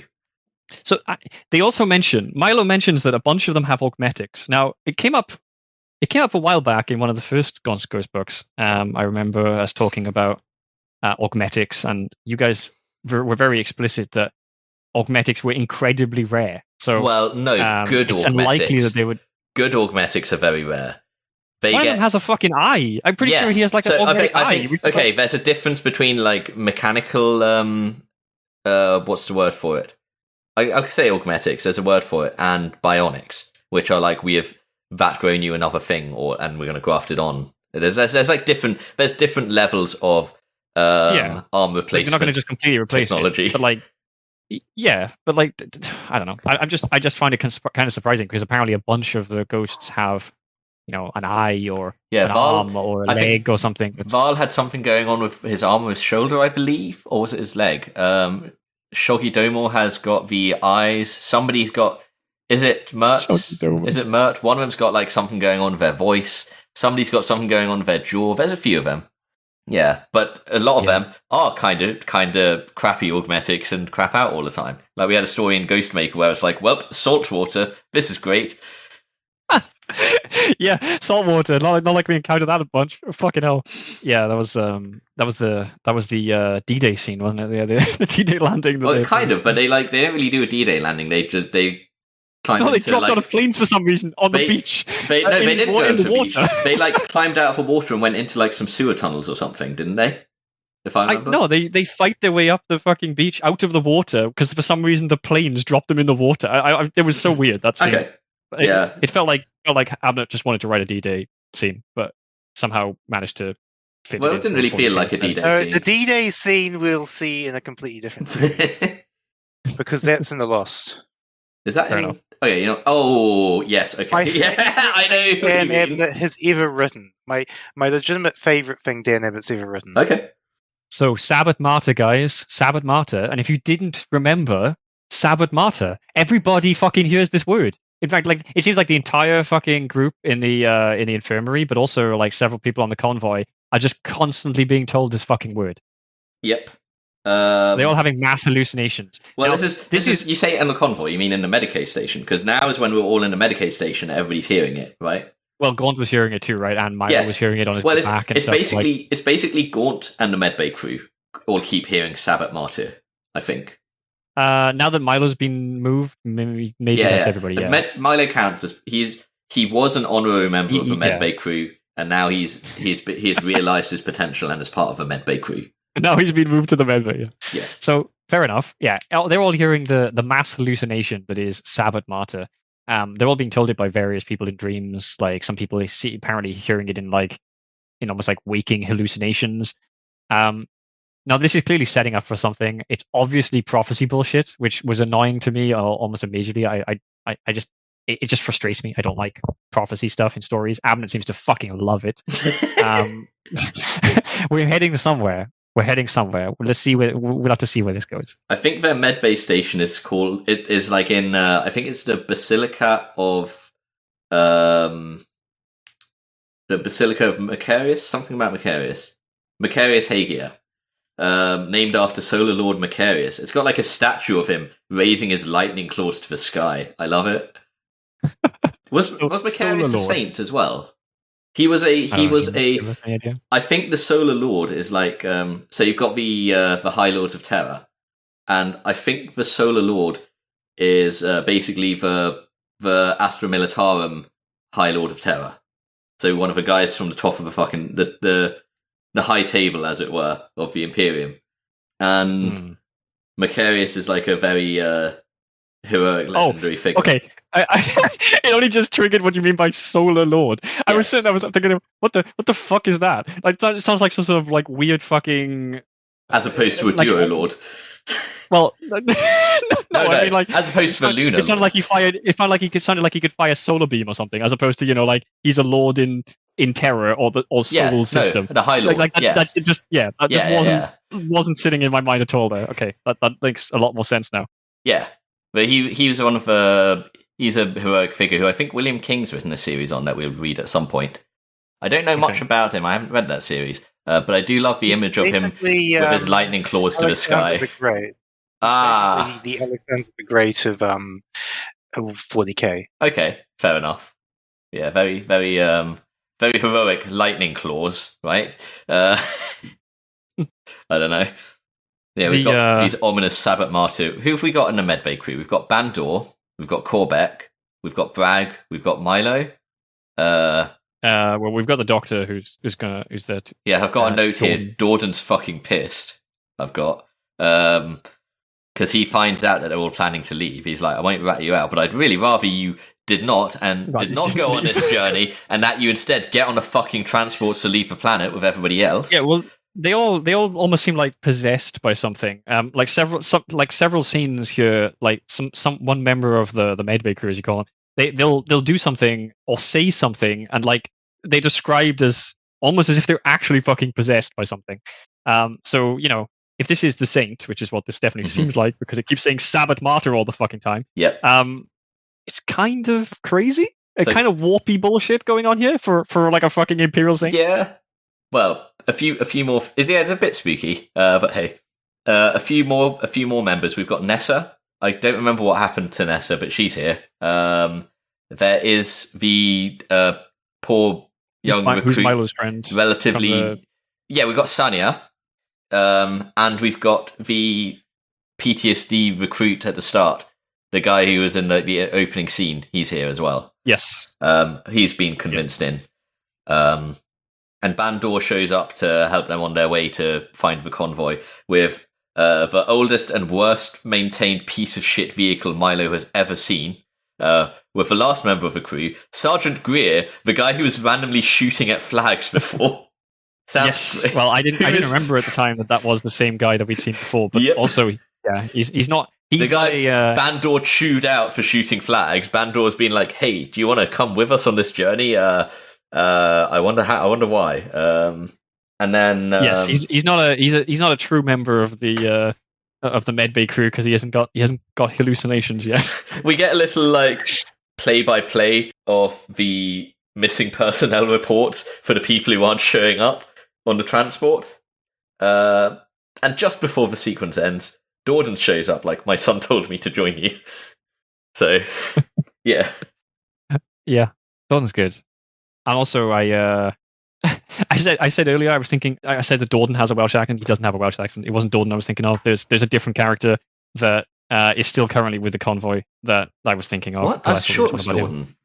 Who the fuck is with the convoy that has a Welsh accent? It's not Larkin, is it? No, it's the secondary character. He's not a main character because he's going to die later on. So, Fine. He's a character that was introduced in that first battle scene. Oh wait, is he one of the Pardus guys? Maybe. I thought he was a ghost. We'll figure it out. Yeah, I don't remember his name. In fact, I didn't even write it down later on. I just noticed in my notes that he's the one who dies later on. So. Okay. So we go back to the convoy dealing with mines. Yeah. But also they're setting up because they're going to push into a town, are they? Like, I think this is where the town Limata, I think. There's about to be a massive, massive armor battle involving pretty much every fucking proprietary named vehicle you could ever imagine, firing every proprietary named gun that you could ever imagine. I think this is where we start to actually see, other than the Pardus, like, just us being told these named tanks roll into here as artillery is shelling it. We actually get to talk with the Pardus guys a bit here, other than the asshole who was shooting flags. And they're like, you've got your way of dealing with mines. Why don't we just, slap these bulldozers on and do it our way? And 6 minutes later, Lehman Russ Conquerors have bulldozed through all the mines, while this destroyer is, skulking around in the outskirts. Yeah. This is a good chance to talk about the fact that, Dan Abnett clearly went out and did an awful lot of research on armored combat, because the way he describes the way tank-on-tank engagements work, and especially the way he describes how the destroyer is used, is clearly comes from doing a significant amount of research on his part. Yeah, I think there's a scene where isn't the destroyer kind of just lurking on the edge of the forest or something? Look, and I wouldn't be really. The destroyer outstealths fucking McVenna, doesn't it? It's the destroyer is like the McCall of the fucking Pardus regiment. And McCall gets along with them because of that. But you say it requires a lot of research to know how they work. But I know how destroyers work. I've played World of Tanks. I'm not a historian. Well, that's a lot more. Even playing World of Tanks is more research than lots of people would put into this. World of Tanks is the worst bloody. God, the amount of bullshit. I almost brought up World of Tanks before when we were talking about using tanks for unconventional purposes. I have strong memories of just blasting things at point blank range with the artillery guns. yeah. World of Tanks is basically like the COD of fucking Absolutely. It could be Warfront. Do you have any idea how many sensitive military documents have been leaked onto Warfront servers? Just yesterday... War Thunder, you mean, right? War Thunder, yes. Just yesterday, secret documents about the Russian Sukhoi 57 were leaked on there because someone wants to have an argument with I think it was a Lockheed Martin engineer. Fucking shit tons of stuff, constantly. So much sensitive classified military documents leaked onto their forums. Good lord. Anyway, that's completely off topic. Happens all the fucking time. But yeah, I mean, it was interesting to see a tank battle, as you said, where the tanks, where it wasn't just like a cavalry charge, isn't MacLeod trying to turn the cavalry of the 17th century into tanks? Yeah. Yes, well, I will agree that the tank battle here feels more like a tank battle than... seems to... MacLeod's tank battle runs on vibes. Whereas this runs on trying to make you feel like you're in an actual tank battle.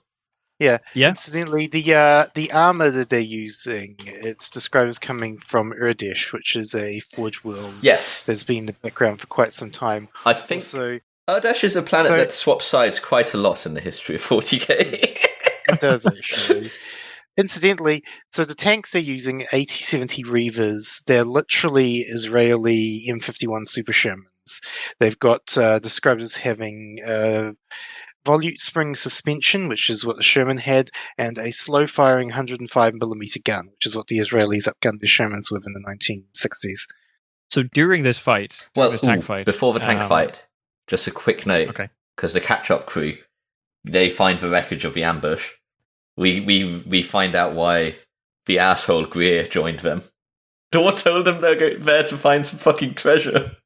Yeah, so they're going to go loot the shrine of the fucking saint. Apparently, that's what their mission is for. Definitely, the Medicaid crew. Yes, and then the scouts are like, "Oh wait, no, it's not Lemata for One of Mines. It's the next town." They come along where there's like nothing that happens. It's just the next town. Like, oh, they have tanks, basically in Bhavnagar or something. It's called Bhavnagar, Bhavnager. I'd be careful with that.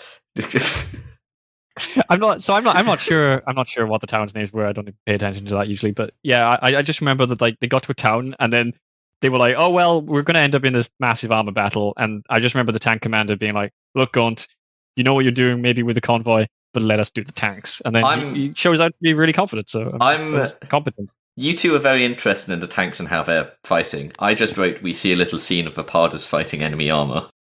Well, to be honest, most of my notes is simply just there's a big armor battle. So I wouldn't say that. I wouldn't say there's a huge difference. Sorry, what were you going to say, Jimbers?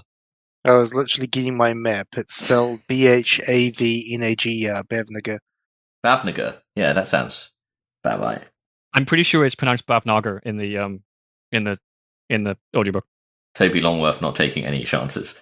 But also like Naga as in like the snake people. Well, it's ER. It does have an R at the end. Oh, fair enough. I haven't seen it written down. That's a giveaway there. Yes. Anyway, during this fucking fight though, a Baneblade turns up, and everyone obviously loses their mind. We've seen the Pardas have at least one shadow sword though, which is like I would assume quite good at killing a Baneblade. But I do, I have a Baneblade written in full caps here.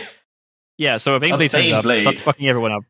So this is actually another interesting scene, because if I remember rightly, a bunch of people start retreating from the Baneblade, as you'd imagine, and Hark pulls out his fucking like pistol and threatens to shoot them in like suddenly typically commissariat fashion. And Gaunt is like, "What the fuck are you doing, Hark?" And Hark's like, but they're, we're gonna fight the Baneblade or something. And Gaunt's like, "It's a fucking Baneblade!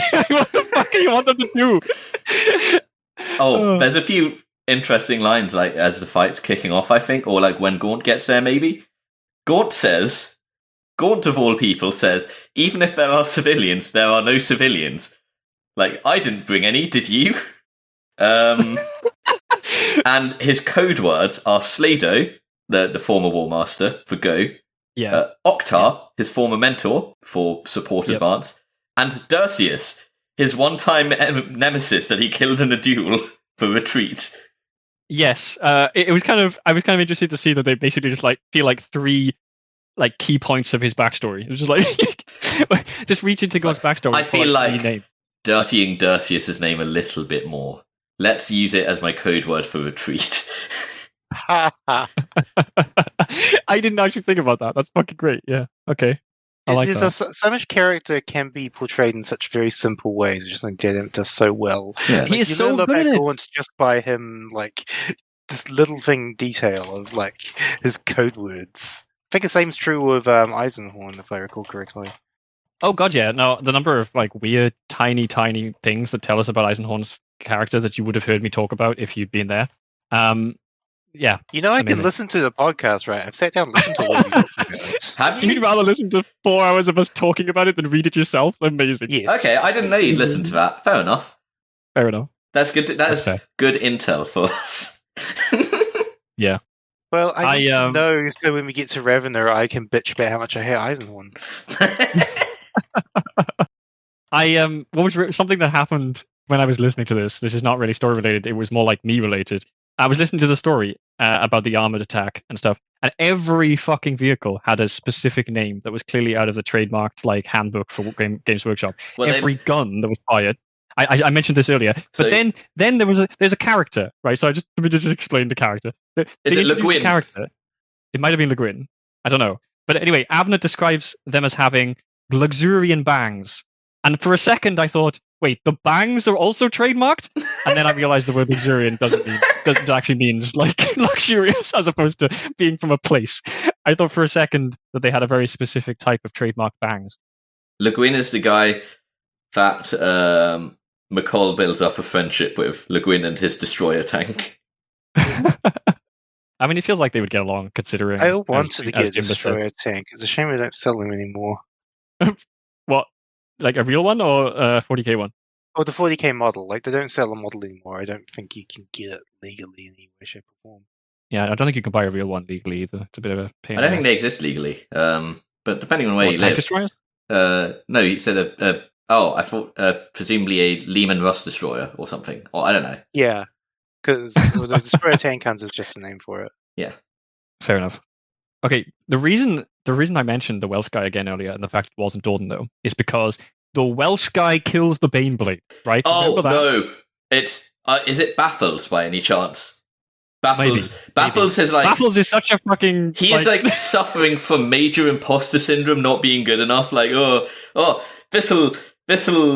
I need to be good enough. How do I prove myself? I'm gonna try and destroy this Baneblade, and then he just what's the word? And then he just runs dies. at it with a grenade or something and dies. He just dies pointlessly. But there's Cirrus in the Wrath of Pardus injures it with auger rounds before he gets obliterated by it. I thought the Welsh guy killed the Baneblade. I thought he killed it. I know he dies, but I thought he threw something at it or something. I don't know which of them is.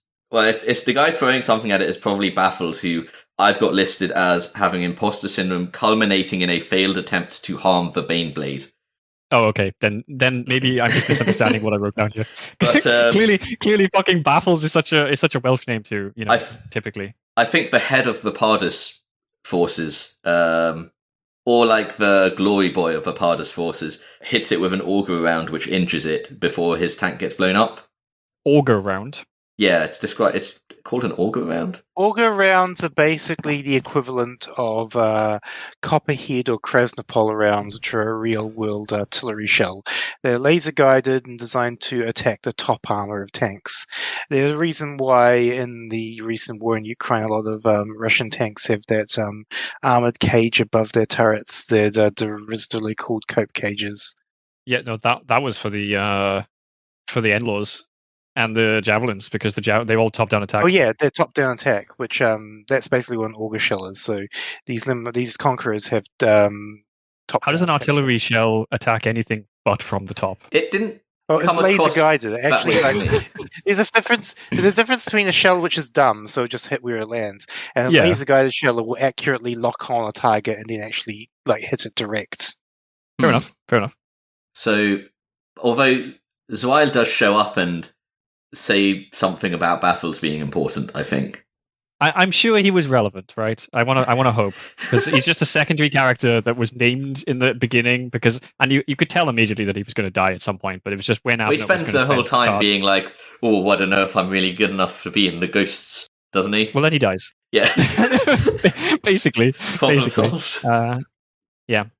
Don't worry, we'll get more Welsh accented characters later on, because most of the actual true Ghosts are all various accents from around the British Isles. Some of them are supposed Irish. to be Celtic, so they're supposed to be Irish, Scottish, and although here's the question: are there any Cornish? The Cornish are technically Celtic.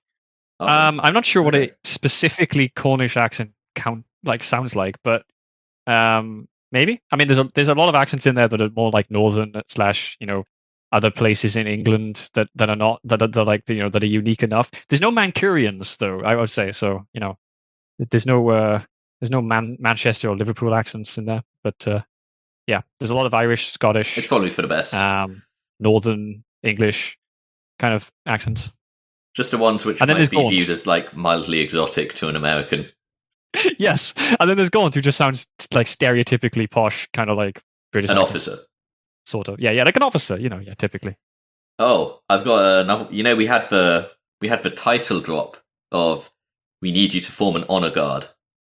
We get a tagline drop here from Sanya, because they the medbay crew see the battle from afar, and Sanya says all her learning is wasted there is only war.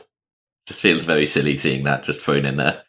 I think you said it was a title drop. Where's no, the title drop? A tagline. No, the title drop earlier was on a tagline. Tagline drop. There is only war. Yeah. Fair enough. And Bavnaga was a hometown, apparently. Oh. That was his name. The scared soldier from the start, Vanberfeld.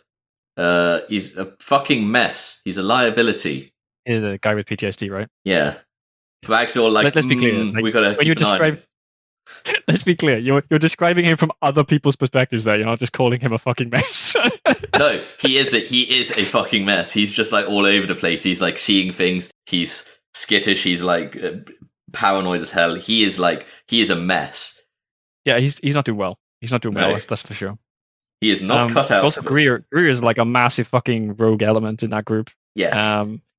Something like I feel like they probably shouldn't. He just keeps on. It feels like Greer just keeps on like going up to Bandor and like wink, wink, nudge, nudge. It's gonna be great when we get up there and find that treasure. Wink, wink, nudge, nudge. It's like, okay, he's way too fucking obvious. Like it's bizarre. Yeah, like he constantly talks about the fucking treasure.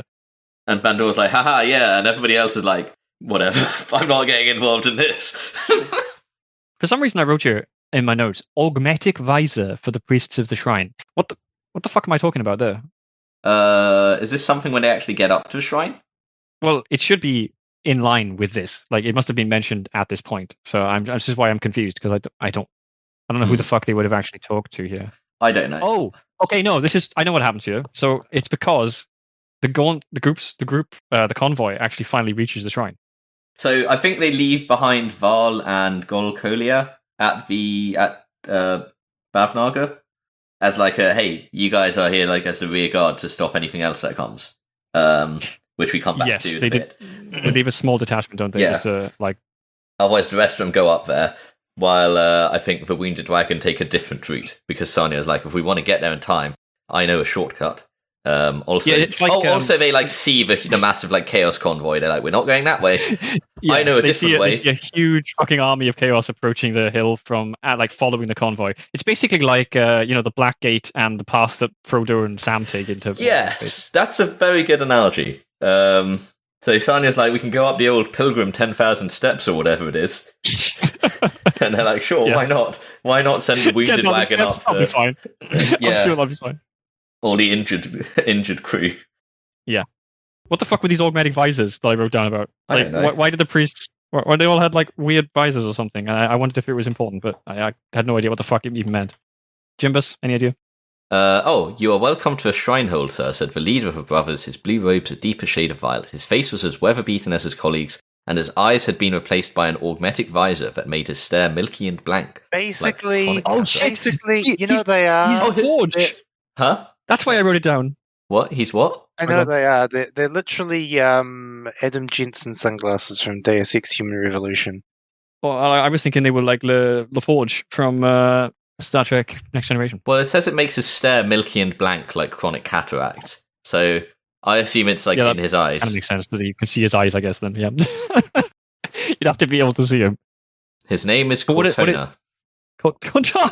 No, Cortona. Completely different. His name is Cortona. Okay, let's go with that. Yeah. So they get to the top, and the mission objective from Ludo is they must take the fucking artifacts and run away with them. Sorry, not the artifacts. Take the bones of the saint. Well, the bones of the saint and everything else. I think. Yeah. Grab everything. And then they learn the prophecy, which is if the bones ever leave this shrine, chaos reigns or something. Yeah, Sabbath worlds will be lost to chaos the entire forever. Region will, they'll all fall to chaos. So Gaunt has a little chat with Gaunt now has a choice. Yeah, he has a choice now. He has a choice. He can take the bones, following Lugo's orders. Lugo or Ludo? What the fuck? I can't remember what his name was supposed to be. Lugo. Yes. Following Lugo's orders, or he can defy Lugo's orders and try to defend against the Chaos Horde that is coming. They can't really go anywhere anyway, though, is the funny thing, because the Chaos Horde is there. What are you going to do? Just like jump off the cliff with it? No. Your best chance to get out of there is to stand and fight first anyway. So the whole confrontation that happens here is a bit silly. But yeah, they could have just left this for like a few days while they beat the Chaos Horde and then had a discussion about this. But also in that time they may not even be able to leave anyway because they probably would have all of the convoys leaving, all of the evacuation stuff will have left. So So he has a chat with Zoe, he decides not to do it, and then he has a chat with Vaughn and talks about like a blood pact he made with Leto. Interesting. So the other way blood pact is used in this series. Yes. I also found this kind of... So this is interesting. So let's talk first about the prophecy bit, because that bit comes second, and that bit's kind of key to that. So the prophecy, he has to make the decision, and so he has the argument with Hawk, right? Because obviously Hawk now sees this Colonel Commissar going against Lugo's orders. This is everything that he was put in place to stop. How could he do this? How could he betray the Imperial command structure? Obviously, though, Hawk is not that insane. But at one point, after like Gaunt explains his position and what he's going to do, Hawk tries to draw his gun on him. And I sort of wondered, like in a situation like, what did you think was going to happen? was Hawk just going to shoot Gaunt like in front of everyone? And Gaunt stops him actually drawing his gun completely just by saying, "Don't even bother, Hawk." Now, there's a lot of things he could have said in that situation. I feel like "don't even bother, Hawk" is something. It ranks low. It ranks low in what I would have expected him to say. But yeah, and then Hawk, that actually stops Hawk, and Hawk's just like, "Well, fuck it then. I guess I'm not going to do it. I guess I'm not going to shoot you then." But obviously he's kind of pissed at this. To me, that kind of suggests that Hawk wasn't really planning to shoot him anyway, which begs the question of why he even bothered reaching for his gun, or whether it was just so instinctually built into his commissariat brain that he had to he just twitched, like his hand was like, "Someone is disobeying orders, fuck," and his arm just automatically tries to draw his pistol. This kind of led to the question I had though, which is like, where does Hawk stand with Lugo? Because even the people who are like, "No, we got to get out of here. We can't just stand and defend the shrine," turn on Hawk in this whole thing, don't they?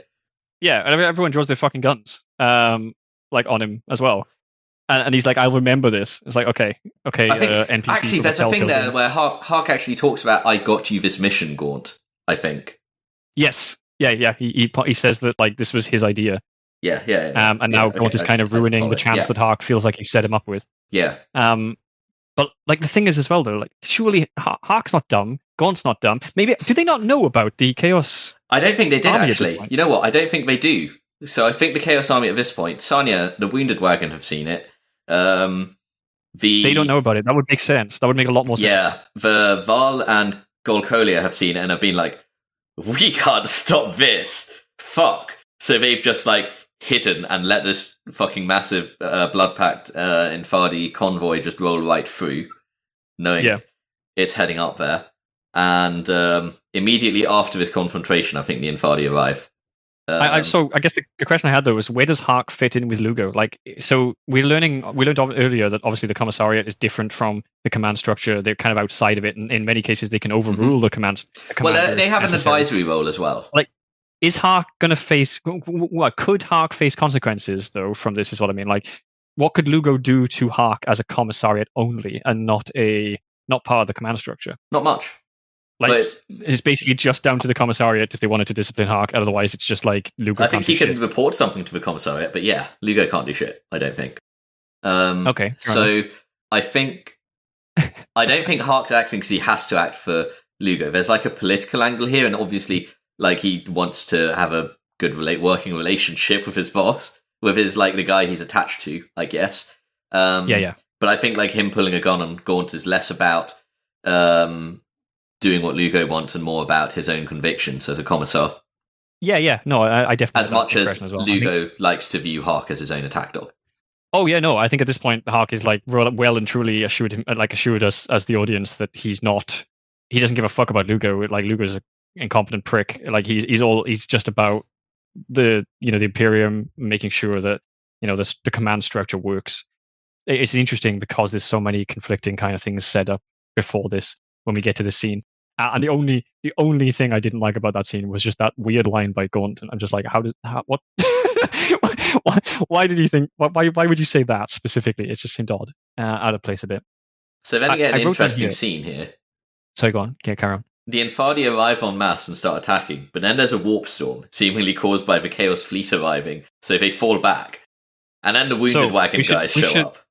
I just want to quickly note, because you said it again, at this point in the book is still referring to them as Inshadi, but most of the characters are calling them something else. The Blood Pact? Hershun. Oh, Sure, yeah, they got given another name by Zweil, didn't they? Yeah, and it means something like Those something about shit. I fuckers. can't remember. No, I can't remember exactly what it was. Something like that. Something that, like, yeah, it's clearly like a fucking some sort of insult from their planet, like specific to them. But yes, so now most of the ghosts are calling them Heshul or something like that, and the book is still referring to them as Nshadi though. Infadi. Infadi. Fuck, I can't fucking say that word apparently. There's another moment where Ron kind of shows more of his developed character. He wonders if, or he makes a fair point in the argument that like Hawk is having, Hawk, is having with everyone else, is to Gaunt. If Gaunt's already fucked in the situation because Lugo is basically throwing him under a bus.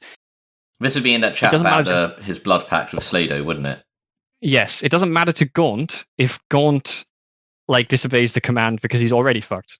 But like Ron is kind of just making sure here in the conversation that he's not just taking everyone else down with him, for that reason.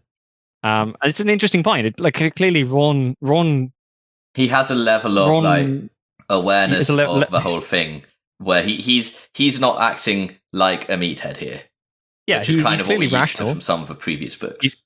He's clearly kind of intelligent. He's not just hating Gaunt for the reason of the fact that he hates Gaunt. Not that he didn't ever have a reason to dislike Gaunt, but I think it's interesting that this comes from Ron because it's a bit of growth from Ron's character in terms of how he engages with things. He's like trying to actually reason and talk through what Gaunt's doing rather than just being, God, I fucking hate you. Yeah, and he actually talks to Gaunt about it. That's the thing as well. Yeah. Like, he goes to Gaunt because he doesn't want... It's almost like he doesn't want to actually believe it, but he's like, this is a possibility, so I need to make sure. Mm-hmm. It's really interesting, and I like the development of Gaunt, of Ron specifically in this story. I think it's good. Mm-hmm. You mentioned the Blood Oath. Yeah. I think the Blood Oath serves one purpose, and I think it's to make Gaunt... make it more reasonable that Gaunt actually goes along with the whole prophecy bullshit. It's also... There's this whole... There is that, but also I think there needs to be like this element of... Well, yeah, I guess it ties into that. I feel like Gaunt's had like an apathy arc going on here, and he needs to become conviction pilled, as it were. Yeah, I mean, I think if we'd gotten as the kids say, and if there'd not been a mention of the Blood Pact, if there'd been nothing else to this, I think I might have sided with Ron in that initial conversation and been like, look, it seems like you're just fucking suicidal at this point. Like, it seems very weird. Yeah, because we don't see a religious angle to Gaunt, a spiritual angle of like having like a big belief in the saint and all of that sort of thing, even though he's getting Sabbath Martin whispered at him constantly. He's just like, whatever. Well, and we've already had prophecy bullshit as well, and he's literally having hallucinations at this point. He's just like, whatever.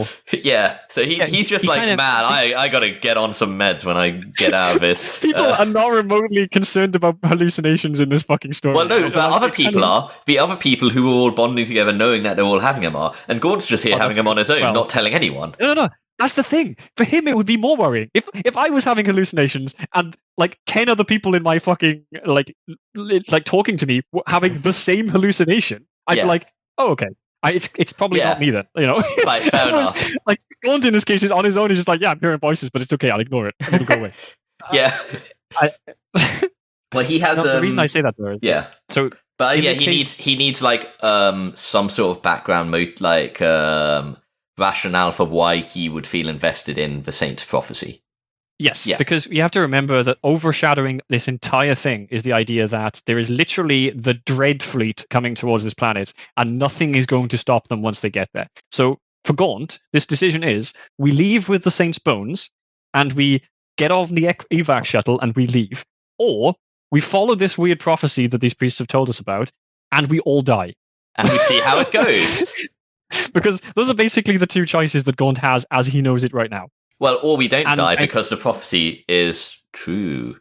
Well, that doesn't mean that this planet couldn't have fallen to the chaos. Well, so the Saints' bones can not leave the planet, and they might still all die. Unless there's some sort of Deus Ex Machina linked to the prophecy. Unless some crazy Deus... okay, fine. Anyway... But what I'm saying is at this point, we don't have any rationale outside of that. And so Gaunt suddenly going, ooh, well, there's clearly a prophecy about this, so I should disobey my orders and we should all die on this planet.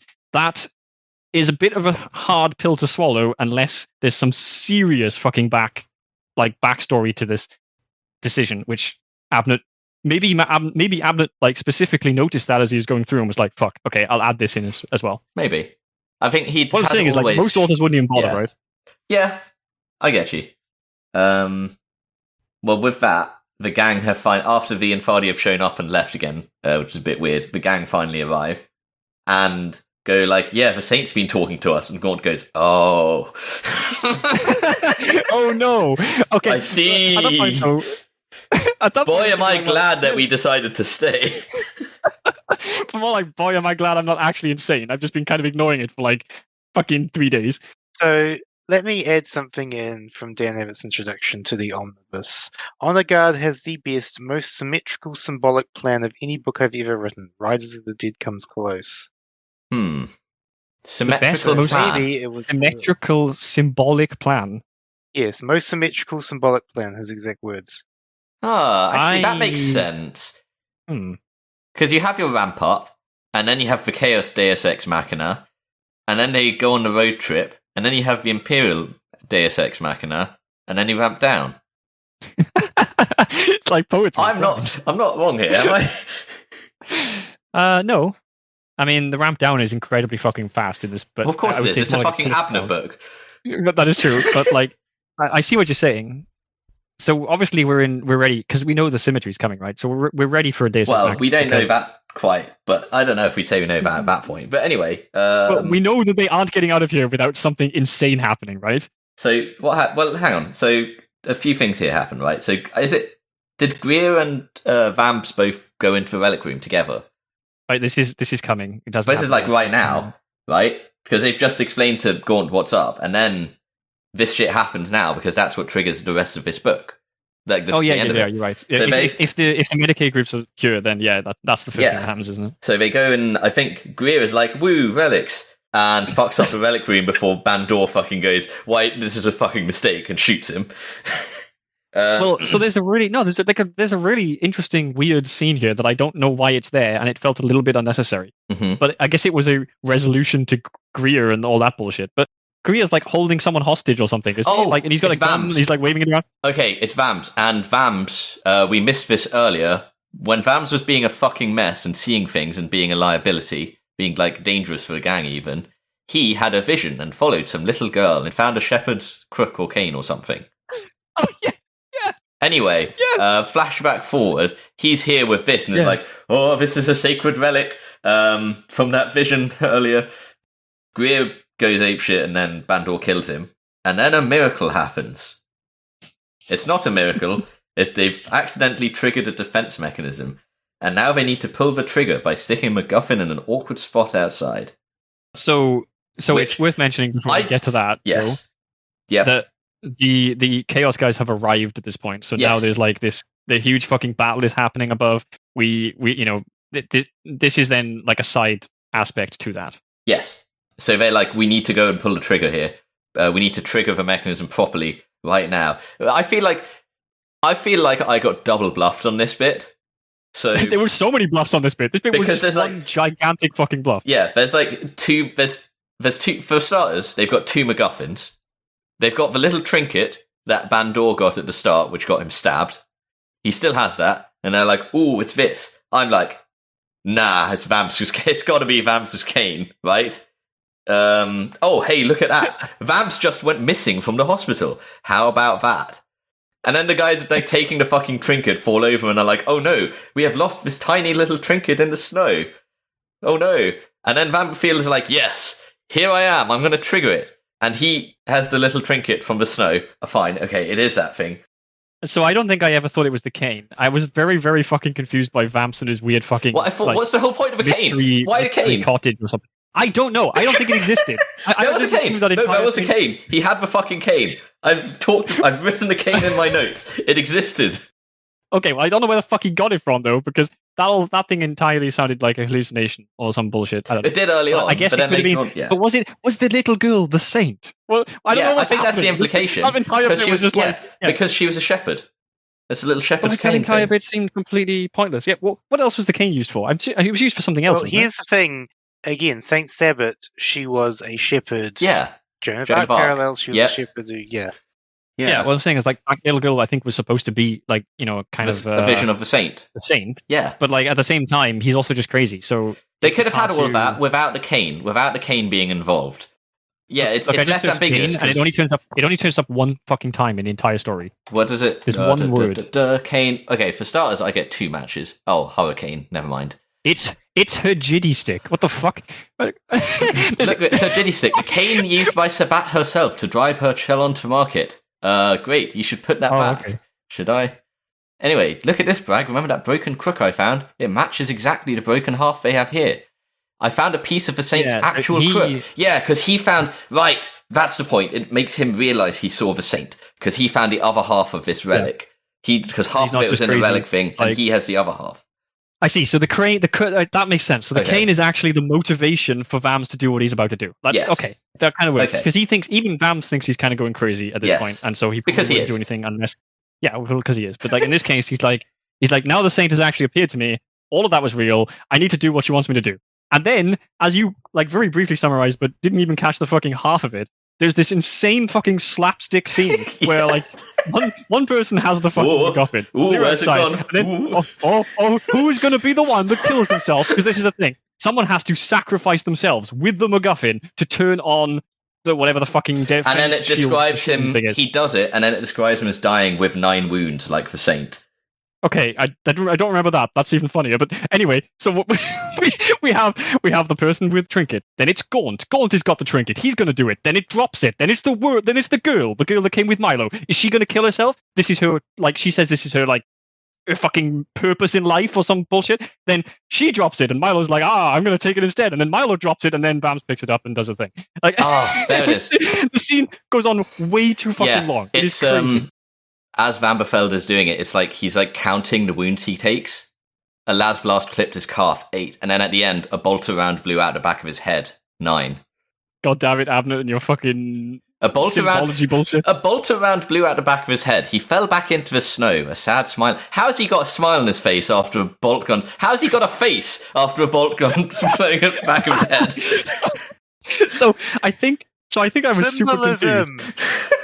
I think when I was like hearing the numbers, because you're right, like he's doing the counting, right? I thought the numbers was the countdown for like the thing activating. Or it's counting up. Well, counting up to like, I don't know, like how long it's since he put. I don't know. I don't remember what I was thinking, but I don't remember thinking that it was about the numbers of the Saints thing. But that makes sense. And there's typical Abnett symbolism. And then the book ends. And then the book just literally, it's like it falls off a fucking cliff. It is so, again, Abnett has always been a legend. He's bad at endings. I feel like Honor Guard might be one of his worst. It feels like the story just drove into a brick. It's just like, and then the psychic explosion killed all of the Infardi. The end.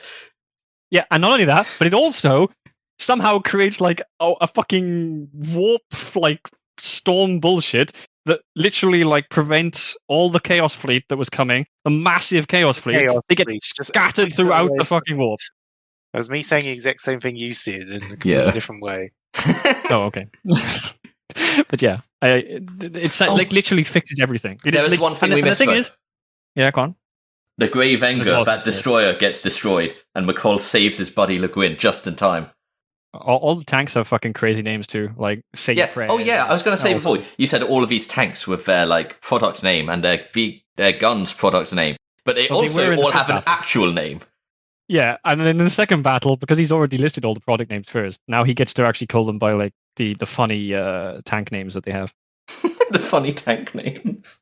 So here's some of them. Some of them are great. There's Fancy Clara, Lucky Bastard, Lion of Padua. Say Your Prayers. Fancy Clara, Say Your Prayers. One of them was things we find out in the battle too. Pride of Memphis. One's called Pride of Memphis. There's also Grey Venger, Death Jester. Ooh. Heart of Destruction, Mighty Smiter, Drum Rolled, Old Strontium. Was I remember some of them were just so much piece of shit one that they were traveling in. Some of them were just straight up insults to the Chaos guys. I think I remember them. I remember some of the names being pretty fucking funny. That feels like the sort of name actual tanks get, right? Oh yeah, sure. Well, I mean, there's a bunch of things. So there's a bunch of things that happened during the battle that we didn't cover that are probably worth mentioning. So one is, do you remember I said about characters being incredibly good at sniping suddenly with supposedly no experience? So there's a Vergast woman now that is set up as kind of like Larkin's Nessa. sniper challenger. Yeah, so that's Nessa, the deaf one. Yeah, she's just very fucking good with the sniper. I think there's some scenes where I think they started the first one was just in that little short story set after Vervenhive, where Larkin's just like, I don't know about these girls. He like immediately starts this little. He's a little funny about them, but good old Nessa. But yeah, she's supposedly as good as Larkin, if not better, because we see several suggestions that she's actually a better shot. Considering Larkin was built up so much in the first 3 books, I was kind of surprised.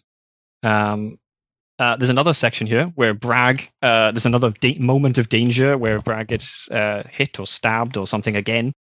Bragg just taking constant fucking punishment in this book. Crazy people seem to be attracted to Bragg. I'll note. I don't know why. I don't know what it is. Well, before we go any further on that thought, because you mentioned we missed a whole bunch of things. So things to note, as I said, the Vergast snipers, they're really good.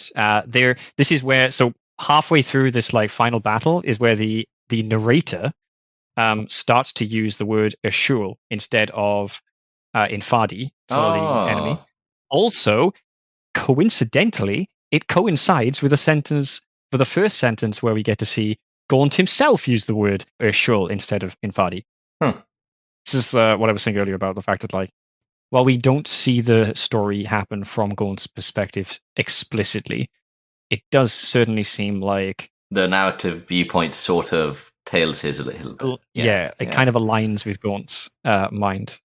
To be fair, they finished their pilgrimage. They're at the shrine. True. They're no longer pilgrims. That's it. Pilgrim status revoked. Or discharged, maybe. So Vanderfell, the guy who dies at the end, is he mentioned in the first 3 books? No. He's first brought up at the start of this as like basically a relatively fresh recruit. I see. So he's another secondary character who turns out to be more than a secondary character, but is still only introduced for the purpose of dying. Yeah, I didn't even write his name down until like right at the end in my notes. Yeah, so Abnett's sticking to his usual thing of introducing people with names only to kill them. But there's the scene, as I said, with Bragg. Like, everyone thinks he's died again. I think again. Everyone is sort of like, it's definitely another bait and switch for Bragg. The last thing was why. So the thing happens, the psychic thing with the saint and whatnot. Do we ever know what it's supposed to be? Because like, they take this item, they put it in they put it in the fucking defensive structure thing, and it just not only destroys all of the chaos people, seeming specifically to target them, but then also disrupts the warp. It's just from deep inside its planetary core, obeying ancient instructions, the mechanisms of the saint came alive. Vast psychic amplifiers woke and broadcast their signal for just an instant. So it's like some sort of psychic amplification of something to do with the saint. So the saint built this, or had it built, or something. Yes. And we'll never see it again. Yeah. Okay, fine. So it is possibly the most ridiculous fucking Deus Ex that we've seen so far.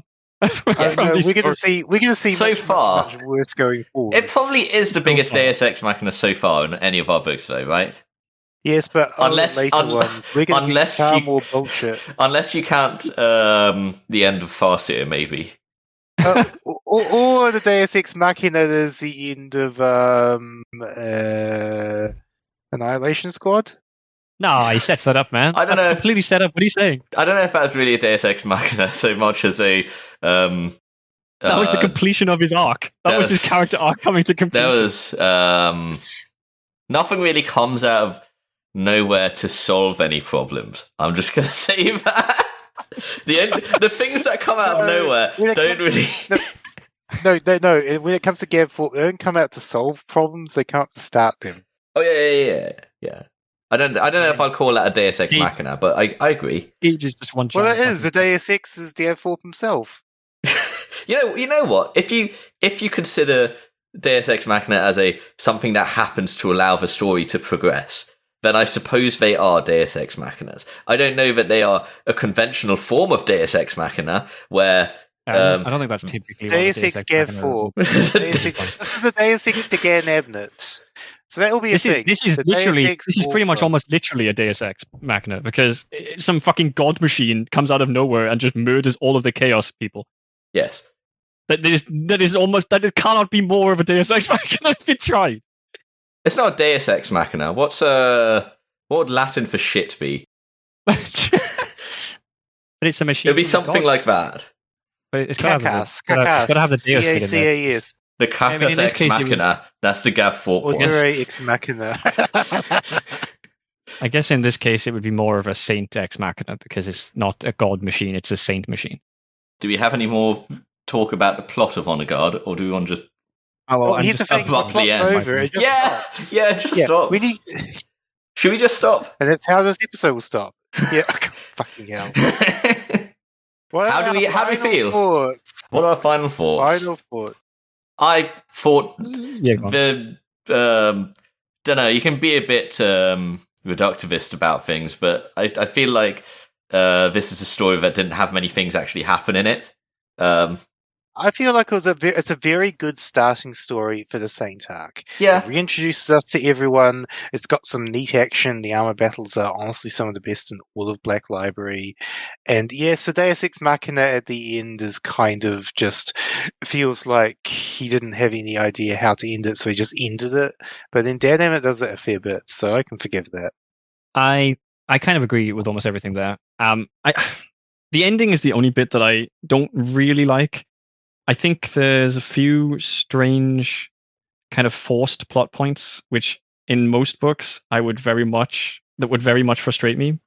With Abnett, though, it's often that he either introduces stuff that kind of makes the blow a little bit less sharp. He integrates it more. He integrates it better into what the characters are doing. And it doesn't feel too contrived. Maybe a little, but not too bad. Yeah, he always goes. It's like when he reads back his work, he actually goes, "Well, I wonder how that happened," and doesn't just assume because he wrote it that it makes sense. Which that's a skill, apparently, considering some of the stuff we've read. I guess we can talk about some things more as we get further into this omnibus. So we can probably wrap that up here and say our next book is, of course, going to be the next one in the Saint arc, which is Guns of Tanith. Thank you for tuning in. I'm sure this episode will be out in 6 months.